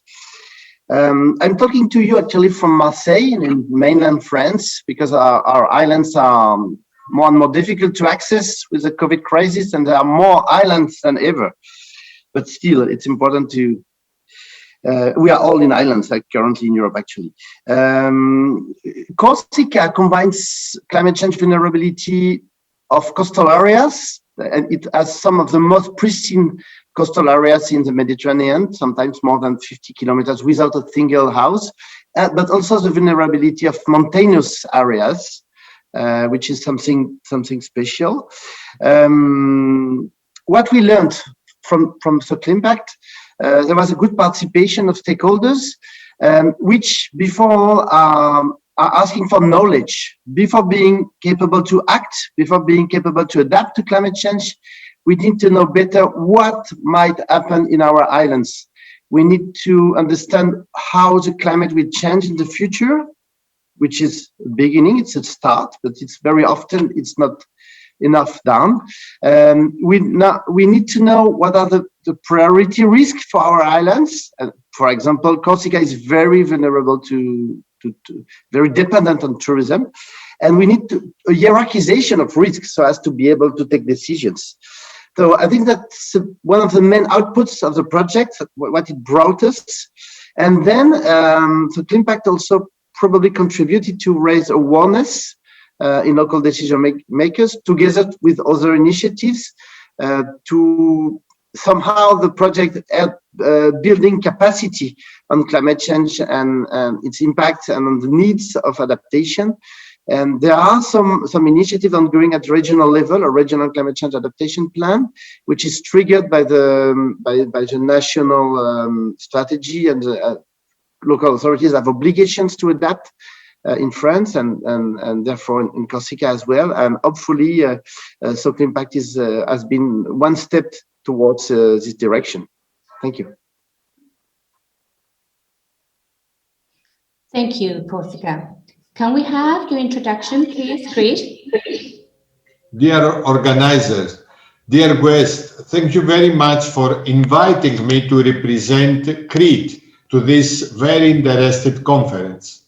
I am George Alexakis, the Vice Governor of Crete in charge of European and international affairs, and the Vice President of the CPMR, the Conference of Peripheral and Maritime Regions of Europe. Crete has been very actively participating in the activities of the project. We have hosted the General Assembly in Crete at 2019 by having the pleasure to welcome all the partners of the project. We have also organized several regional workshops. Crete has been able to deliver specific benefits and to meet new opportunities, especially through the extensive regional surveys conducted at Crete Island, as we have also collected useful database information for the project results, for the regional services and for the citizens. And because we have been able to engage local stakeholders of the Quadruple Helix. We have been also able to analyze different scenarios and effects for the tourism, the constructions, the recreational activities, the transport, and etc. The most significant opportunity for our island was the links with the Crete Regional Plan for Adaptation on Climatic Change and corresponding strategy study of environmental impacts.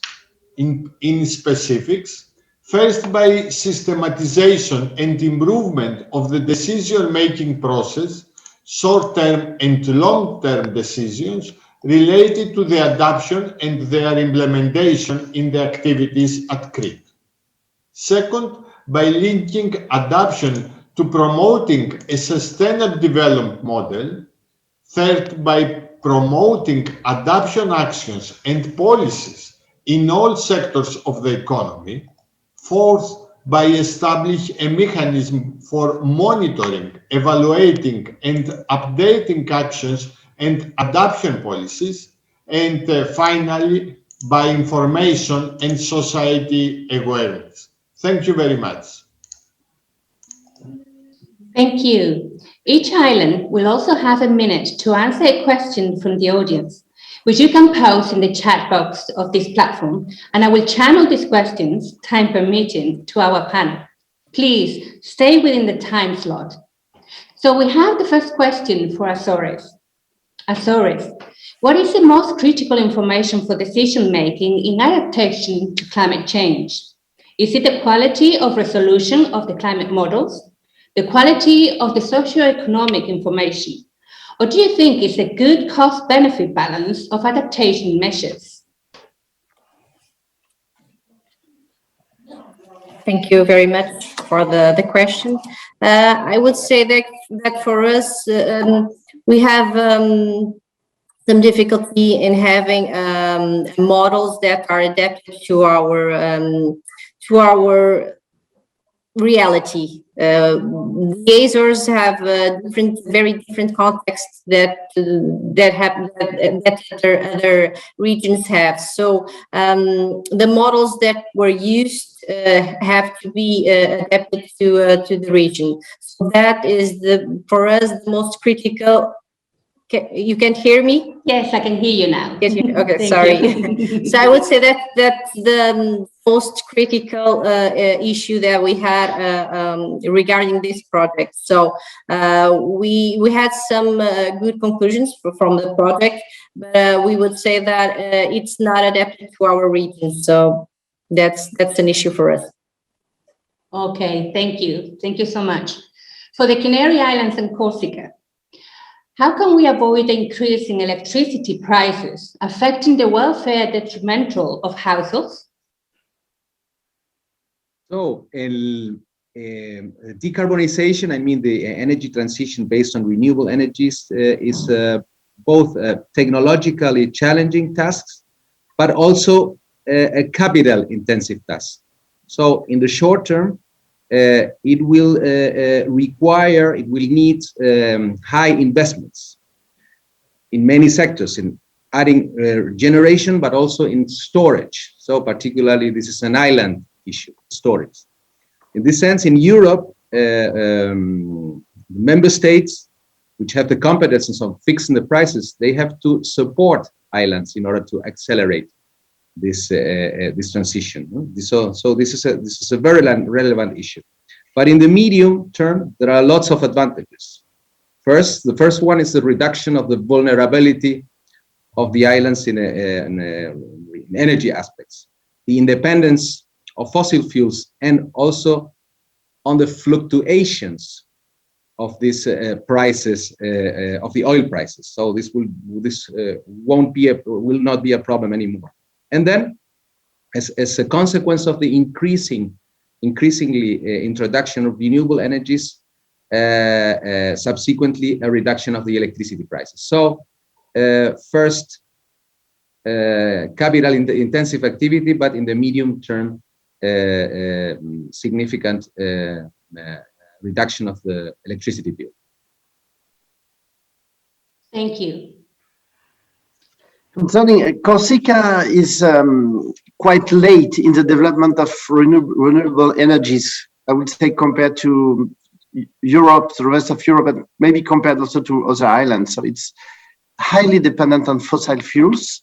So its first challenge is to start this very strong transition from fossil fuels to renewable energy.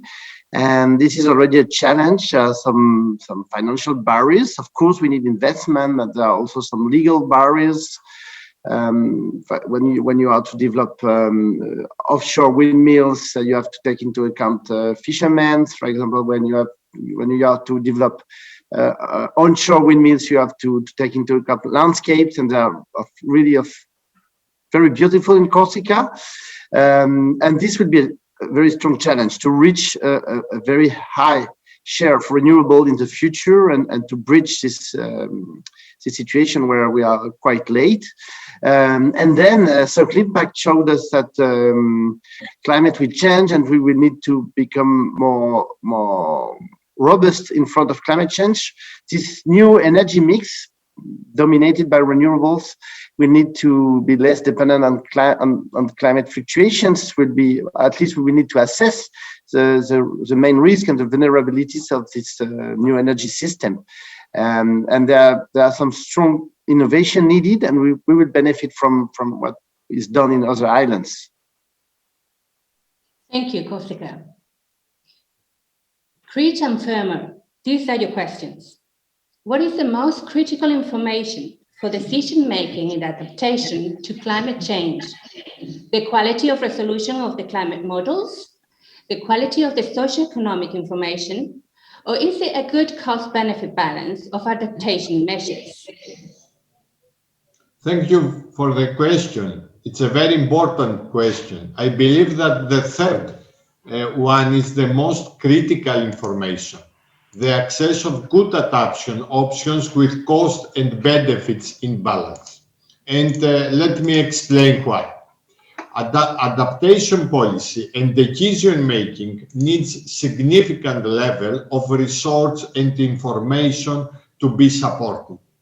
Either tool sets for adaptation planning, results of projects and case studies, together with information on adaptation actions at all administrative levels, the local, the regional, the national, the European, the global one.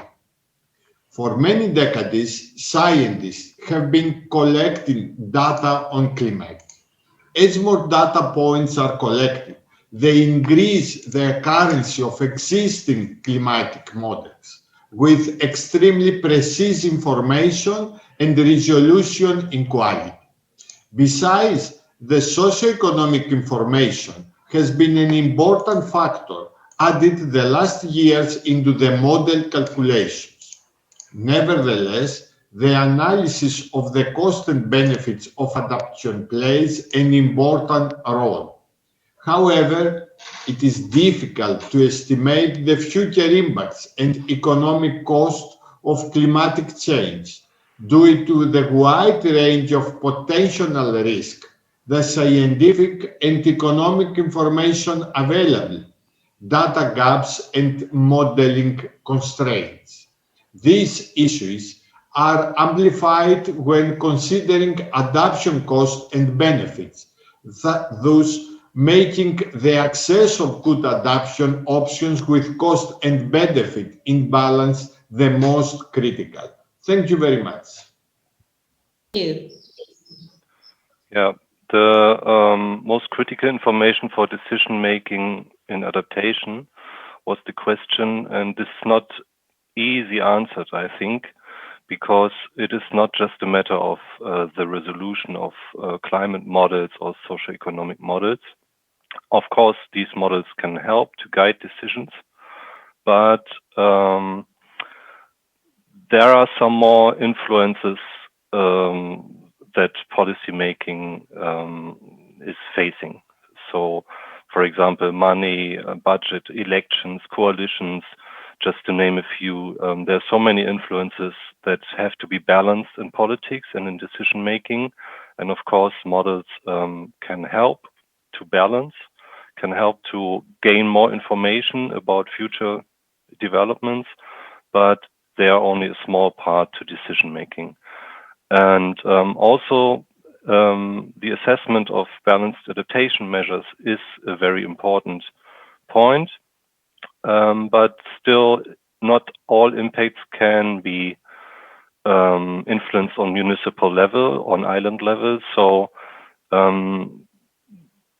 like giving information to the island level does have a good, can have a good impact, but it cannot cannot guarantee good decision making. Also, in politics, usually certain things like the usual short-term thinking are playing a key role. We have legislatory periods. Politicians are there in office for a few years, so they tend not to make very costly decisions that are like maybe having good impacts on the future, but not helping them in their today's policies. So these factors have to be taken into account. Knowledge is good, but it's not everything in politics. Thank you. Thank you. For Balearic Islands, we have the following question. Can a dedicated program be foreseen and funded in the context of current and future climate studies to reduce uncertainties and better respond to local issues? Yeah, our experience working on the Balearic Islands and other islands of the Mediterranean is that it's of paramount importance to have high-resolution simulations and produce high-resolution projections of hazards. So a major problem for the peripheral islands is that those simulations are not available because they are not a major interest on producing them. So it is possible to have them. We know how to do it, but there are some economic constraints, and our opinion is that it's important to have a dedicated program focusing on these peripheral regions. That will be costly because we'll need simulations for each island because they are very separated apart, but it's feasible and it's really a need. So probably Europe should think about launching a program for those very specific regions. Thank you, Paliarex. To follow suit, let's hear now from the representatives of Cyprus, Madeira, Malta, Sardinia, Sicily, and West Indies, who will also have 2 minutes to explain the same topics. How useful can this project's information be to promote best practices in the islands? And what actions are being implemented or promoted by you to ensure the correct use of the project's knowledge?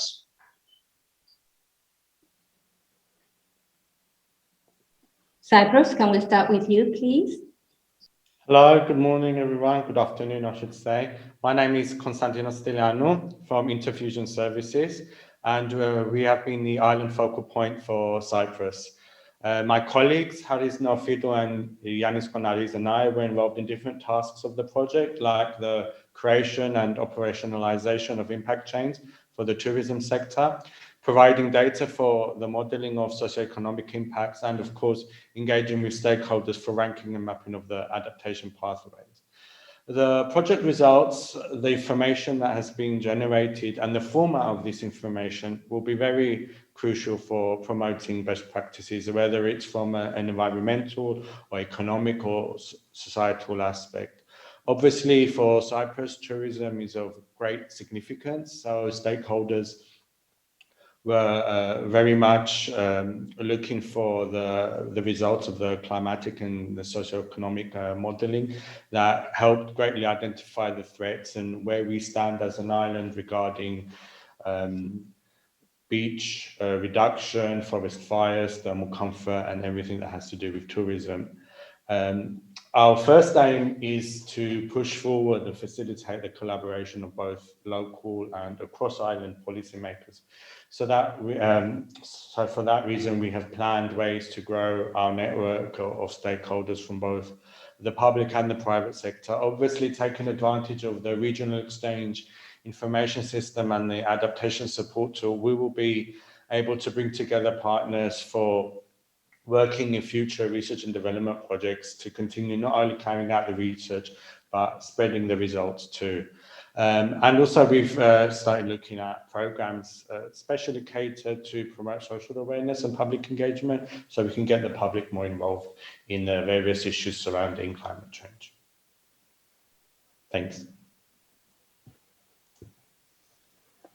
Hello, good morning. I'm Filipe Oliveira from REM, that is the Regional Agency for Energy and Environment of Madeira. And we were the island focal point in this project for Madeira. And REM participated in the impact chain and also in the local data collection. And we established a connection with stakeholders. We involved around 60 stakeholders, including local authorities, companies, and other institutions. And we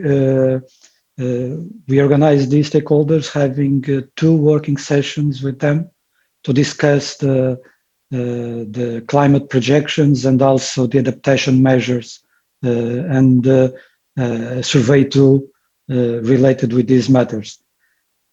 Concerning the results of this project, I would like to point out that one of the main was to have the active participation of more than 60 local stakeholders. Was an important discussion. Of course, this is a new subject, and it's important to have many stakeholders of different sectors active participating on these discussions.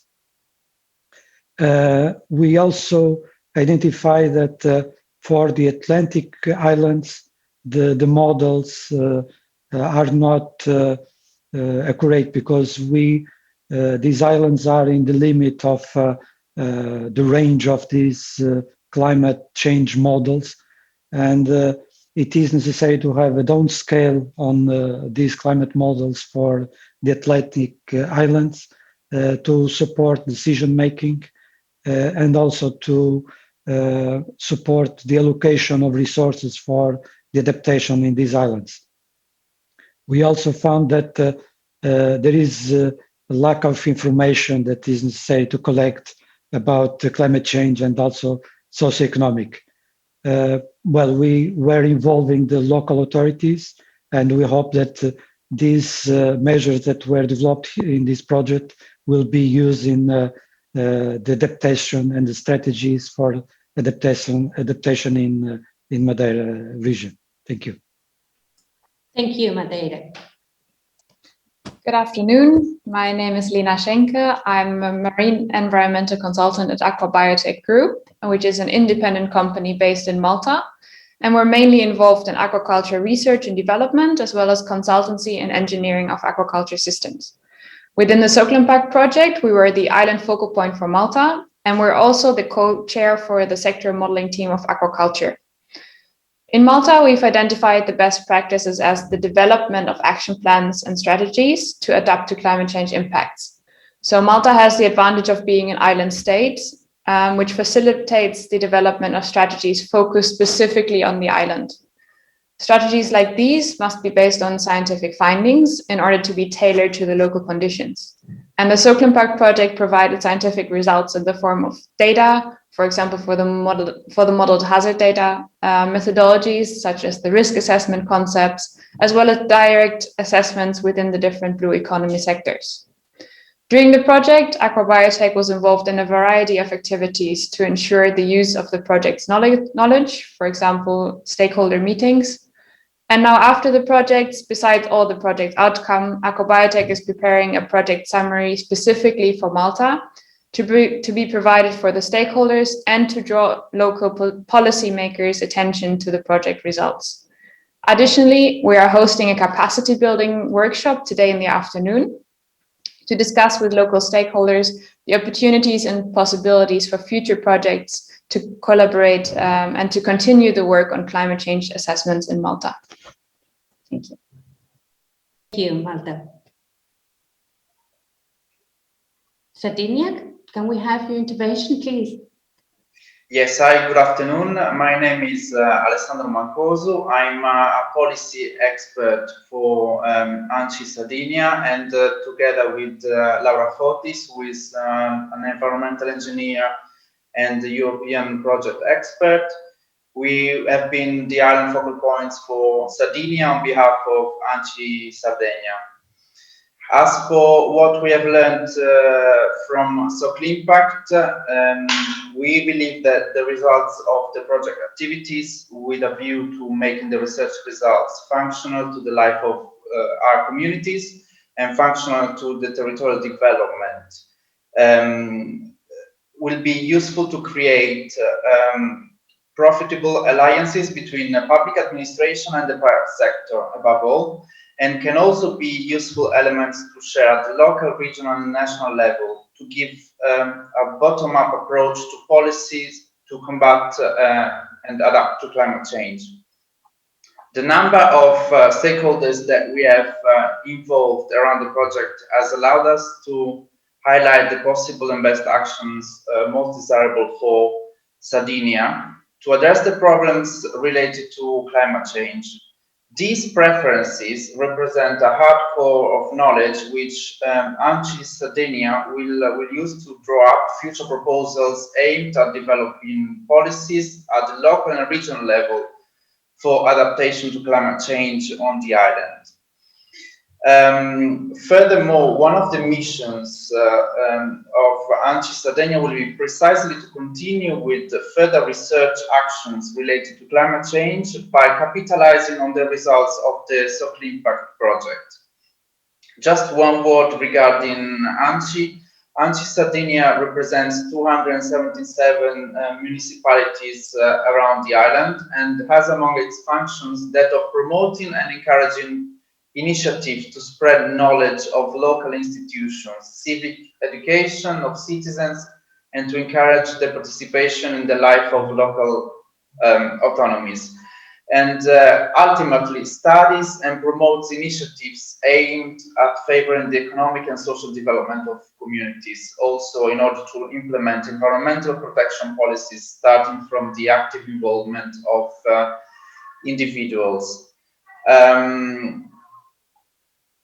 Beyond that, ANCI works to develop participatory emergency planning models in the municipalities of the island, which are implemented through socio-anthropological research on the perception of hydraulic and hydrogeological risk, through the facilitation of participatory processes, the definition and implementation of communication actions, the implementation of awareness-raising activities on hydrogeological and flood risk management plans.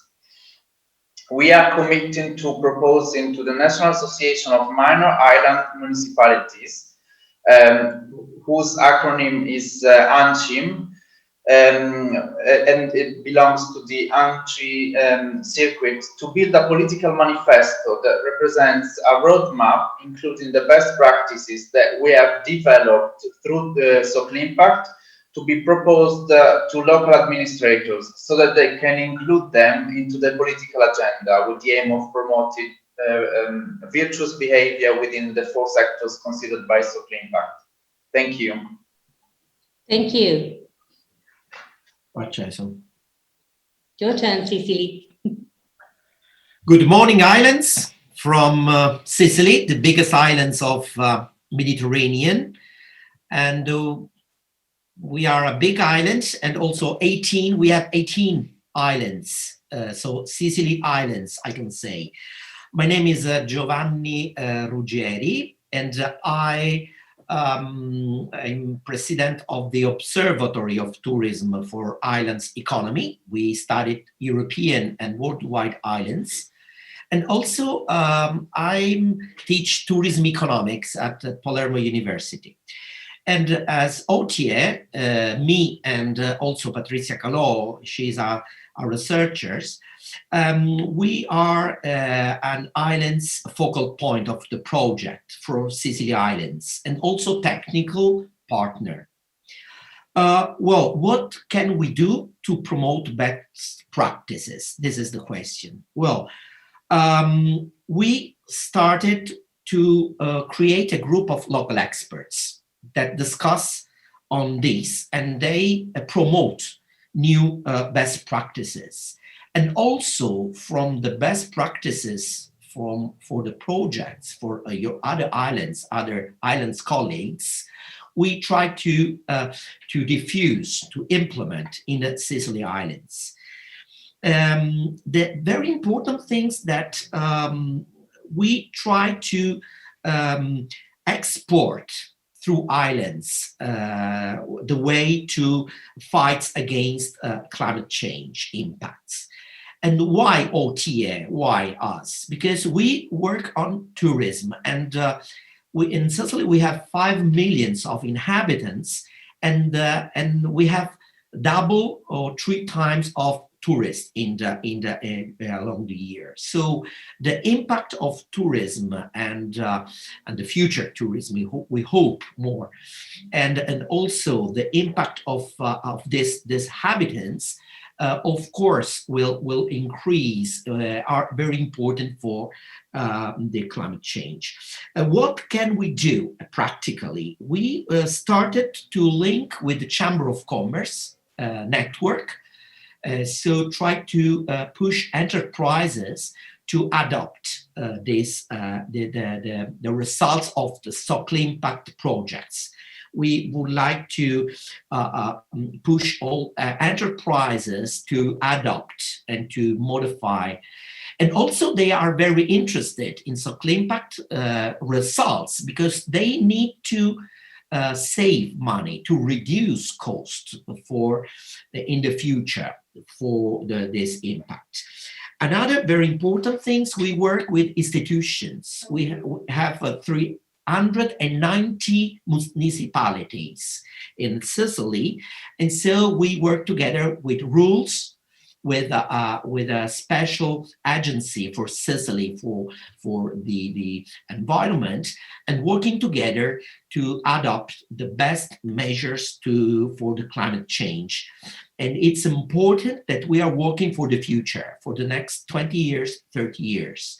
This is very important. And at least, and I finish, we work in the strategic plan of the islands and also marketing plan of the islands. So we will put all this research results in this plan, so to be adopted at the level of single municipalities, of a group of municipalities. Don't forget that we have two active volcanoes that, like Etna and Stromboli, will contribute in the last past year, to totally change, the environmental and also other aspects. Thank you. Thank you. West Indies, it's your turn. Good morning, everyone. I'm Narcisse Zaibo from the Université des Antilles. So the West Indies are represented by Guadeloupe and Martinique in the Lesser Antilles arc. And the two islands are in the east border of the Caribbean. And the specificities of these islands are not the same of the other European Union islands. So this project is led by two laboratories of the Université des Antilles, one in Martinique and one in Guadeloupe. And during this project, we worked transversally with all the work packages. So our first meeting with stakeholders and socio-economic actors was to identify their needs in terms of impact of climate change on the blue economy sectors, and to see how this project, the Soclimpact project, can bring them the best answers and the best practices. So the usefulness of this project for us has been to respond to the concerns of the professionals of tourism, and also to the professionals of the sea regarding the impact of climate hazard and the consequences of climate change on this hazard and also on the marine environment. So as we were, before this project, before this Soclimpact project, we were already working on related European projects in the field of climate change. So we were able to provide climate data by 2100 horizon. We provided climate data working with the scenario RCP 8.5 about the sea level rise, cyclonic anomalies, wave heights, marine submersion, temperature, etc. So we'll discuss in the question. So the key actions for us result from the survey we made with the tourists, and after that, the relevant issue for us is that the leisure activities related to the sea represent the most important part of the attractiveness of tourism in our both islands. So the main observation is that marine ecosystems are severely degraded for reasons amplified by climate change, intense hurricane, seawater temperature, coral mortality, beach reduction, erosion of reef barrier, algal proliferation, etc., etc. So the main action we took, so we will precise this main action. So I have to say that we work in collaboration with stakeholders, policymakers, etc., to try to find the adaptation measure in order to preserve the marine ecosystem and to make it more resilient. So thank you very much, and we will detail this action in the question. Thank you, Cindy. For Cyprus and Sicily, this is your question. And please, ladies and gentlemen, we really need you to stay within the 1 minute slot. Thank you in advance. What are the main challenges you see for urban islands regarding climate change? We'll start with you, Cyprus. Thanks for that question. It's strange because compared to our continental counterparts, islands generally don't produce as much of the harmful greenhouse gases that are fueling climate change. So islands are the ones least responsible for the problem, but unfortunately, they're also the ones most affected by climate change. So to begin with, I think the first challenge is to get all nations, especially industrialized ones that generate most of these harmful gases, to understand that they have a moral responsibility to act. But this also gives islands the opportunity to become forerunners and innovators in the battle against climate change. And perhaps this would allow them to align their actions with their sustainability development goals. Another challenge involves adaptation, like how can we accelerate the implementation of adaptation actions? And how can we offer support for policy development at all levels in order to have cross-scale and cross-domain coordination? I mean, the cost, the effectiveness, the benefits, the efficiency, and all the technical barriers vary for each type of response. So the challenge is to identify which actions can yield the best synergies and help achieve several objectives at once. But also we have to take into consideration the trade-offs between short-term and long-term effects and the trade-offs between our environmental goals and our economic objectives. And I think the most pressing challenge now at this time is probably how to integrate climate policies in COVID-19 economic recovery packages. It's important to take advantage of the pandemic, harsh as it sounds, because compared to our continental counterparts, we islands have a more fragile ecosystem. We are more isolated, we lack economies of scale, we don't have so much resilience as, let's say, mainland Europe. So the challenge is to avoid simply getting back to normal and instead aim for proper green recovery schemes and packages that promote environmental sustainability, that have positive socioeconomic and job impacts, and that improve our climate resilience. Thank you. Thank you. Sicily, can we have your answer? Yes. The main challenges for Sicily, it's coming from the Soclimpact project. The first is an increase of temperature. That it means, the city islands compare with the rural areas. The second is higher humidity. Higher humidity is very important because the consequences are on the health of people. The other challenge is the reduction of the maritime flora, for example, Posidonia and the others, connected with, for example, with the increase of nautical tourism and other aspects. Another challenge will be the energy, the increase of energy required for post mobility, and the third, the last, it's rethinking the human activities.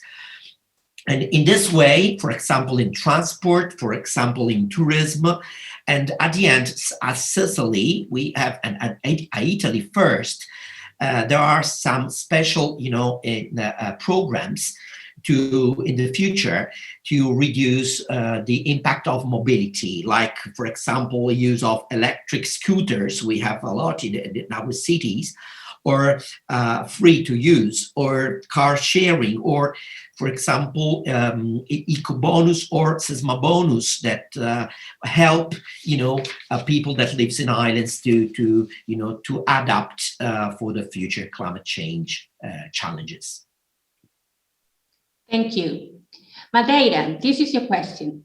What are the measures of the policies that can be taken in order to avoid job losses, particularly in the tourism and aquaculture sector? Within a minute, please, if you may. Thank you. Well, there is, of course, many measures related with climate change that can also be an important, can be important also for COVID. I would say that it's important to work on the resilience of the islands. And for that is very important to have a diversification of the economy and also to reduce the dependence from abroad. On this aspect, I will say that the high dependence on tourism is very problematic because it depends a lot of many factors, and it's a high risk to have a high dependence on tourism. So it's necessary to think on diversifying the activities. Also inside the tourism activity is necessary to diversify the products. And related with aquaculture, it's very important to increase the local consumption of agriculture production, because this is also important to reduce the dependence from abroad on food and to increase food security. Of course, all of these have to be done in the best sustainable way. And for that, it's important to have training on green jobs and also to help the companies to create green jobs and to support them. Thank you. Thank you. Malta, this is your question. Will the project summary be available for public services staff to review? If the project summary will be available for obviously all the summary, all the outcomes of the project that have been produced will be available for the whole island. But additionally, yes, we're producing a project summary that's specifically made for Malta, and that has a good overview over all the results. And this is also something that we're going to discuss today in the afternoon in the capacity building workshop, where we are going to present all the results of the project with our local stakeholders and also with policymakers of the island, of course. So yes, we're happy to share all these results with our stakeholders. Thank you. Malta. West Indies. What is the most critical information for decision making in adaptation to climate change? Is it the quality of resolution of the climate models? Is it the quality of the socioeconomic information? Or do you think it's a good cost-benefit balance of adaptation measures? Thank you. So for us, the most key action resulting from this project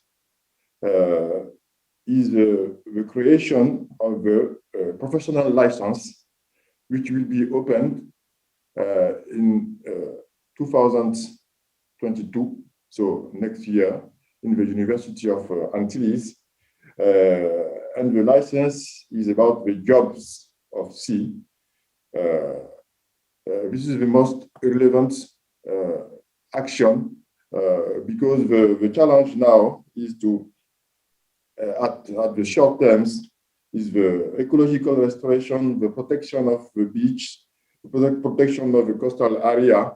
So it is now important to train students and professionals in the job of sea oriented towards the specialties of ecological engineering and the sea, of the sea and on the coast. So before the Soclimpact project, as I said, we were working on parallel project, European project in the field of climate change, and the quality of the project was that for the first time we made the climate change models centered on the Caribbean. So we were able to identify our small little islands in this climate change model. And so we were able to bring with a very high resolution answer on the sea level rise, cyclonic anomalies, and wave heights, etc., etc. I think one question is missing. No, actually, we need to move on in the agenda. Sorry about this, in this. So I would like to thank all of you for that very important information that you have shared with the audience. Thank you so much. So at this point on the agenda, we would like to share a video of a possible climate change scenario for the end of the century in the tourist destination of Maspalomas in Gran Canaria. The Maspalomas sand dunes were declared a natural reserve in 1994. It is formed by a large area of approximately 404 hectares, with a large field of dunes, a lagoon, and a palm grove, making the whole site a great interest in terms of landscape, morphology, ecology, and wildlife, which is unique in the Canaries. It is surrounded by a belt of plant life, which serves as a refuge and nesting place for wildlife, and it is a stopping point for migrant birds on the way to the African continent. This video proposes a look at the evolution of the most important risks to which visitors to this micro-destination will be exposed and contemplates a setting of high emission scenario based on the results of the Soclimpact project regarding the evolution of coastlines, forests, fires, marine biodiversity, rainfall, and droughts. This video is available on Soclimpact YouTube channel to be viewed on 3D. Tourism is the main economic driver in the Canary Islands, as they currently stand as one of the most popular tourist destinations in the world. Its peaks and troughs directly reflect in the lives and pockets of the inhabitants of this archipelago. Today we will explore various sites around Gran Canaria and understand how climate change has been proven to be a threat to the island and its long-lasting touristic interest. We find ourselves directly north from Maspalomas, high up in the mountains of Fataga. From this vantage point, we can observe a treeless, rural environment exposed to high temperatures. As time goes by, more and more days in every year will reach an extreme thermal sensation due to climate change. We've traveled forward in time to the year 2100, and now the average temperature is too hot to be comfortable out in the open. Hotter days will not be the only result of climate change in Gran Canaria. The warmer the water, the more ice caps will melt, and the further it will advance inland, swamping and reducing the beach surface available. It is expected that by 2100, a significant portion of the sand has been lost. Also, the increasingly frequent heat spikes on the sea surface throughout the years could bring death to local phanerogram meadows, resulting in the impoverishment of coastal biodiversity and the loss of both water transparency and its overall touristic attractiveness. Dense populations of phanerograms are one of the most productive ways of fighting climate change since they act as an efficient carbon sink. The prevention of regular heat spikes is critical, or else these foundation species of seagrass will die, contributing to the reduction of water transparency and precluding underwater touristic activity. Getting lost in time and trekking through a pine or a laurel forest in Gran Canaria is an activity certain tourists travel exclusively to take part in. Not long ago, in 2019, various reported wildfires consumed part of this natural Canarian and therefore European heritage. The impact of climate change in this scenario results in an increased risk and more devastating fire events due to longer droughts or more frequent heat waves, destroying an otherwise vast and rich touristic rural landscape. The frequency of yearly precipitations is expected to be reduced. Extreme drought will occur for longer durations, and when it finally rains, it will probably become torrential.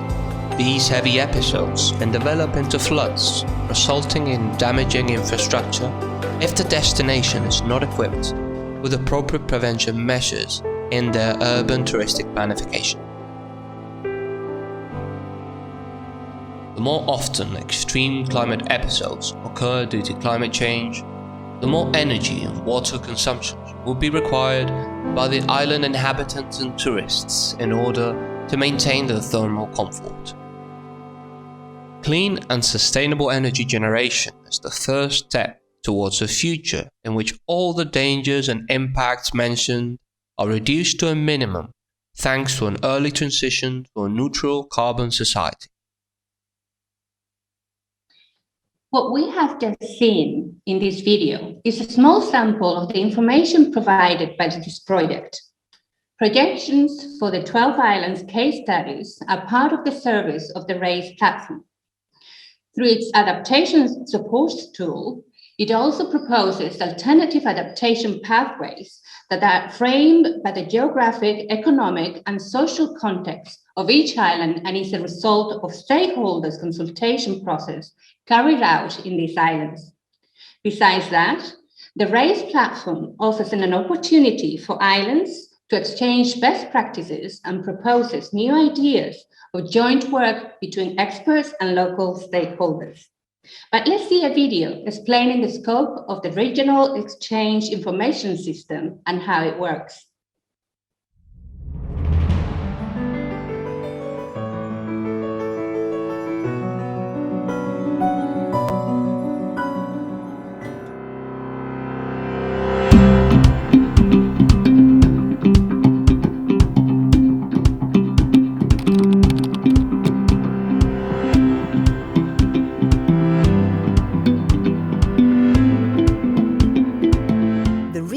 Exchange Information System, RICE, is an open and multidisciplinary platform for islands in which stakeholders, policymakers, practitioners, industry from local to national level can interact and propose new ideas of collaborative work and engagement activities with a scientific community that has been focused for years on the study of climate change impacts at island level,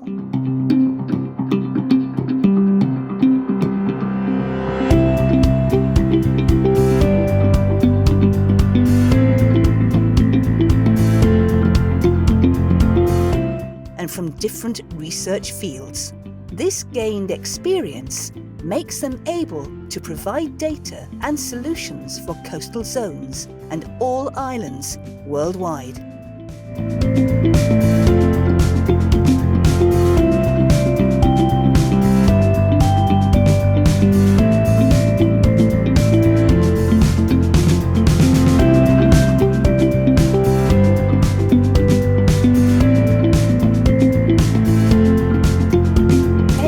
Groups can be formed by filtering islands, sector of expertise and research field, or by considering only one criteria.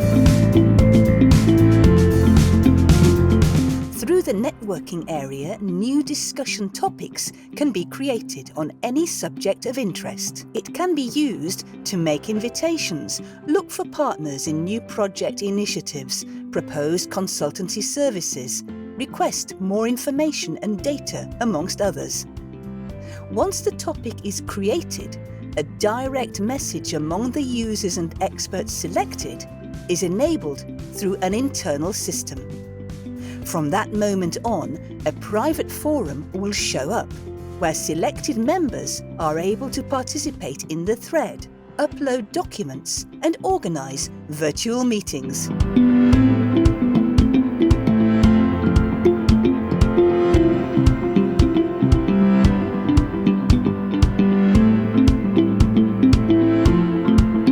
But the most powerful service provided by the RICE is the Adaptation Support Tool for islands. It allows stakeholders to access specific knowledge generated by Soclimpact project. The tool aims to be a practical guide presenting the current climate and related risks of each island, the existing national plans and strategies for climate change adaptation and mitigation, specific limits and obstacles that have been identified in the avenue of fighting against climate change. New knowledge stemming from the downscaled analysis of the different climate hazards, including not only the evolution of physical impacts, but also their socio-economic implications for the island's economy. And finally, it proposes a set of alternative adaptation measures that have been ratified by local stakeholders as appropriate interventions to face climate challenges and build more resilient territories. A direct access to other climate services and tools have also been included, such as the European Climate Adaptation Platform that supports the development or improvement of adaptation strategies.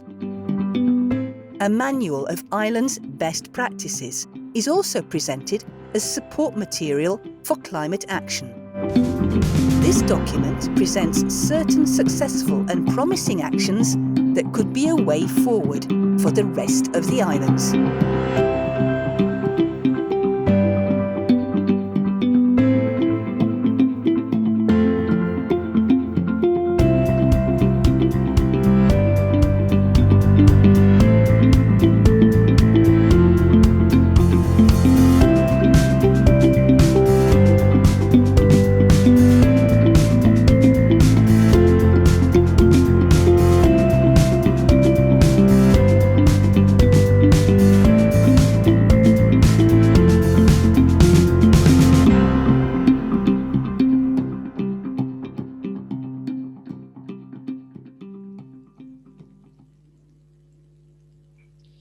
We now close this first Island Summit on climate change with Soclimpact Future and Declaration of the Canary Islands presented by Mr. Marcelo Mautone, Soclimpact Project Manager, followed by a short message from Mr. Carmelo Leon, Project Coordinator.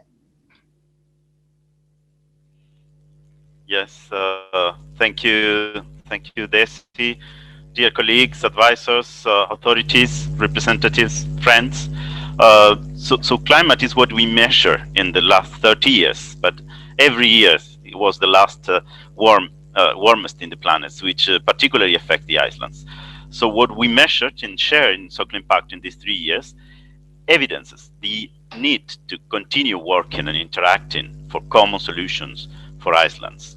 So from Canary Island, that Soclimpact project manager, and having had the honor and responsibility for this first time at the University of Las Palmas to coordinate an European project, we endorse the words of our ecological transition minister, Mr. Barbuena, to trend to neutral emission islands and to be a reference point for the European islands. So the joint statement that we are going to present is starting point, is for what the next few years should come. And here are our principles and commitments. So as we see, right,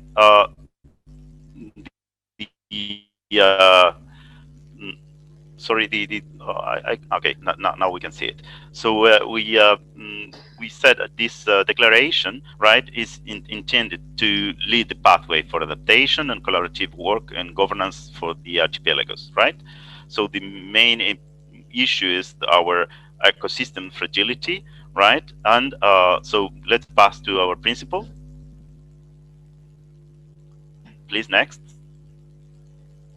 Okay, so we say that we are unique ecosystems, and of course, that's a big opportunity in terms of blue economy also, right?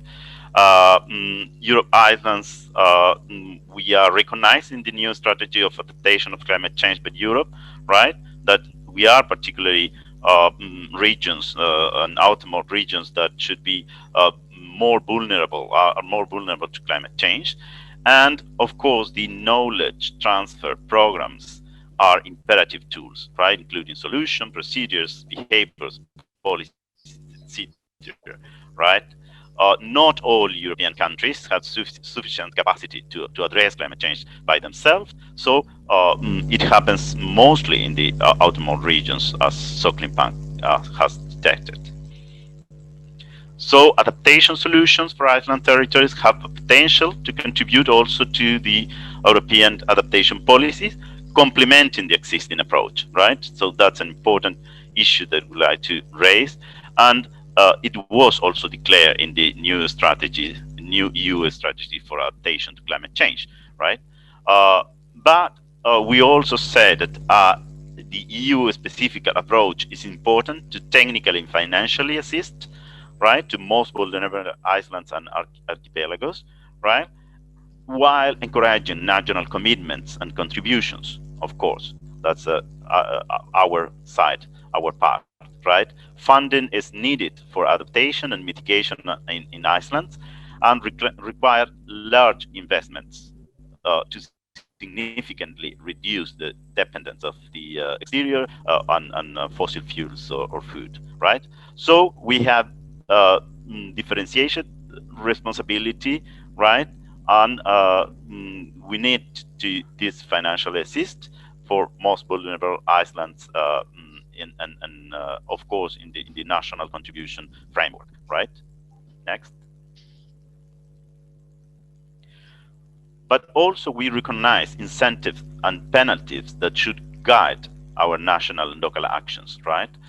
Respecting, of course, the regional conditions and singularities, right? But it's part of our rights and duties, right?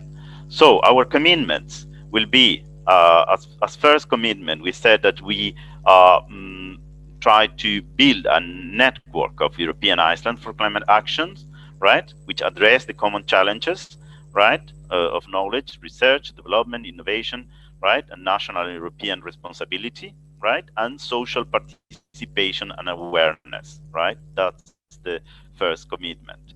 Then to promote an open access information, right, as we try to address in Soclimpact, right, fair, findable, accessible, interoperable, and reusable, right, information. That's very important for us as researchers. Right, next. Then participation engagement, of course, to enhance the participatory bottom-up approach, right, beyond the project.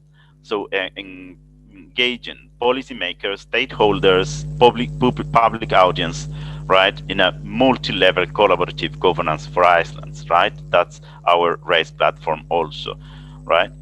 Then support and formulate new laws and regulations. So you know this is the social agreement, right? Laws and regulations. So precaution and prevention, general principle, for example, right?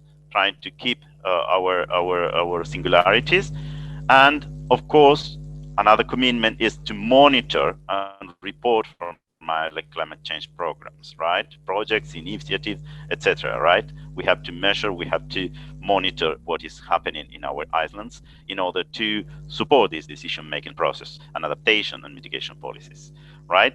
And at least the Soclimpact expert panel, as individual or institution capacities, will discuss on these common challenges. Active funding, search for horizontal cooperation projects between Iceland and researchers' mobilities within the European Union. So that's our commitments. So that's all the participants from Soclimpact and open to the general public too. Okay, so thank you very much for all of you. Thank you, Marcelo. It's for me a great pleasure to finish this conference after this encouraging declaration with some minor remarks to take away from this gathering and our thought process, which has led us up to here. The objectives of this conference is not just to present results, but to move forward, as you have seen, with a declaration which is backed by policymakers and decision makers. We understand that knowledge and information lead policy designs and solutions, so we need a commitment. And this commitment, how could it come about? We have to blend science with society in order to stimulate leadership. Leadership needs to be based on science, on reflection, on knowledge, which comes from information, from data, from real science that is applied to real circumstances as the ones we are analyzing in the islands that we have studied in this project. We have tried to make useful science, set light on the future, on 2100, which is now not so far away. So it's here, this problem. We have to influence policymakers to take actions. Actually, the key message is that climate change impacts both natural assets across society and have impacts which are relevant on islands and need to be studied so that the benefits can be taken into account to formulate policies to ameliorate these impacts.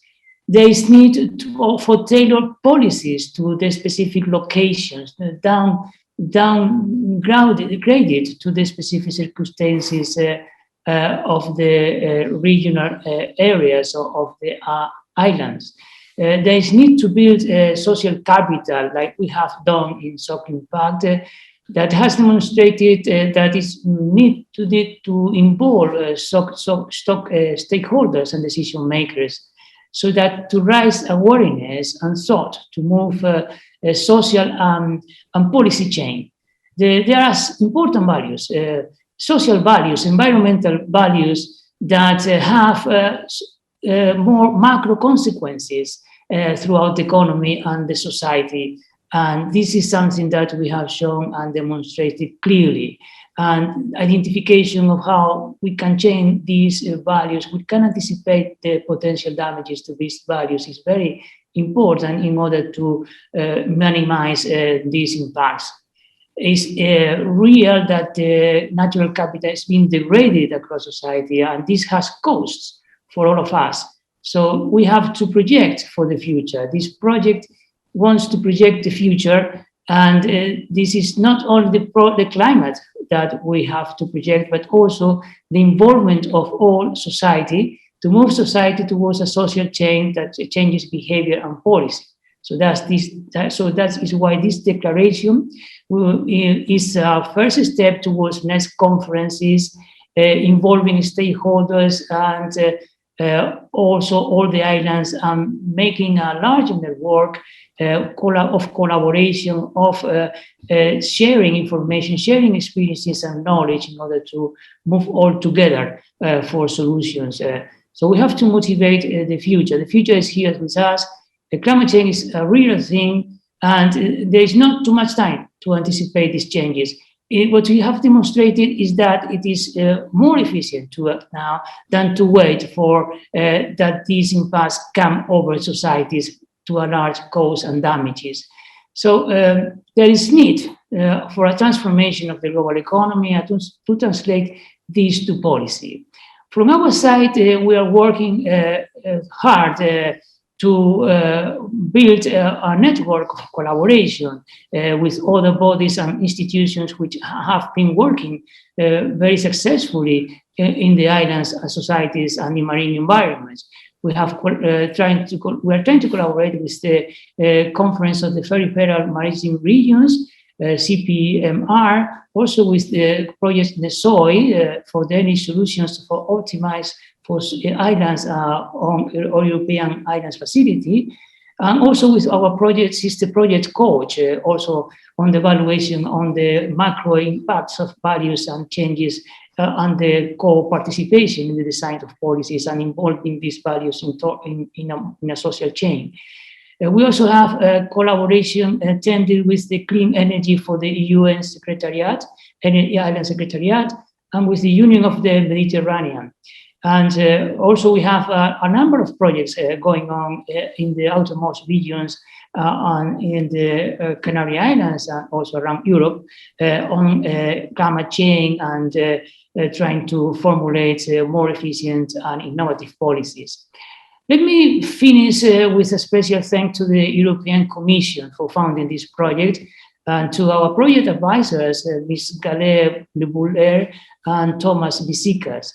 Also to our experts reviewers, Professor Jürgen Krupp and Dr. Alessandra Goria.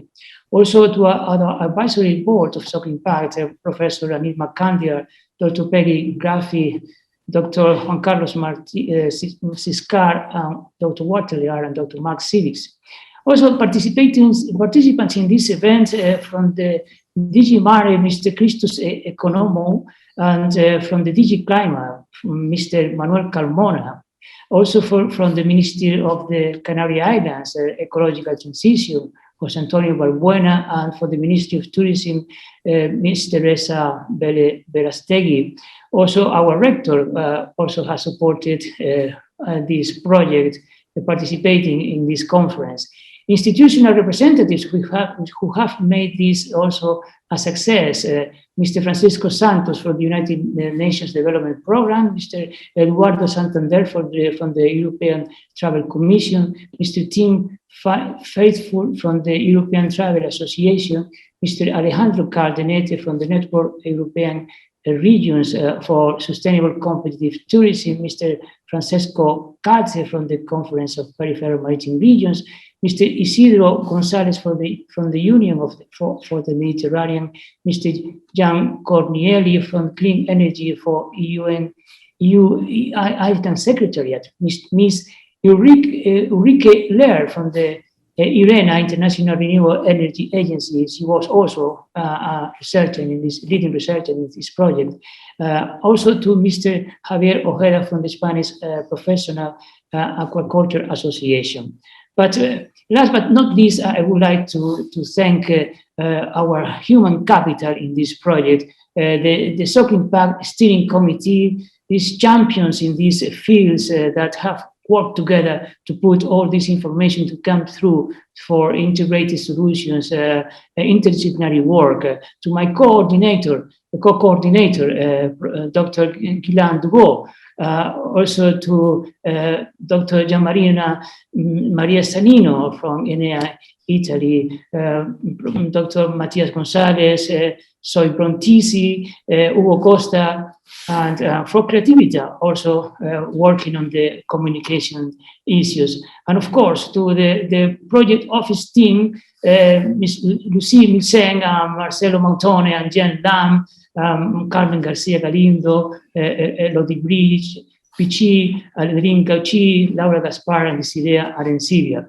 Of course, more than 120 researchers that have collaborated skillfully in this project, and to whom we are very much in debt and thankful for the work, and to all the more than 2,000 stakeholders in all island focal points in the 12 archipelagos, which who are also contributed very much to the achievements that we have led in this project. So thank you very much to all of you. You are a great human capital, and I wish you the best, good health, and good progress in your lives in the future, and the best for all your islands. Thank you very much. And that concludes our presentation for today, ladies and gentlemen. On behalf of everyone at Soclimpact, we would like to thank all of our speakers and participants for taking the time to be part of our event, and we hope this is the first of many future collaborations. Thank you, and please stay well and healthy. Till next time, goodbye.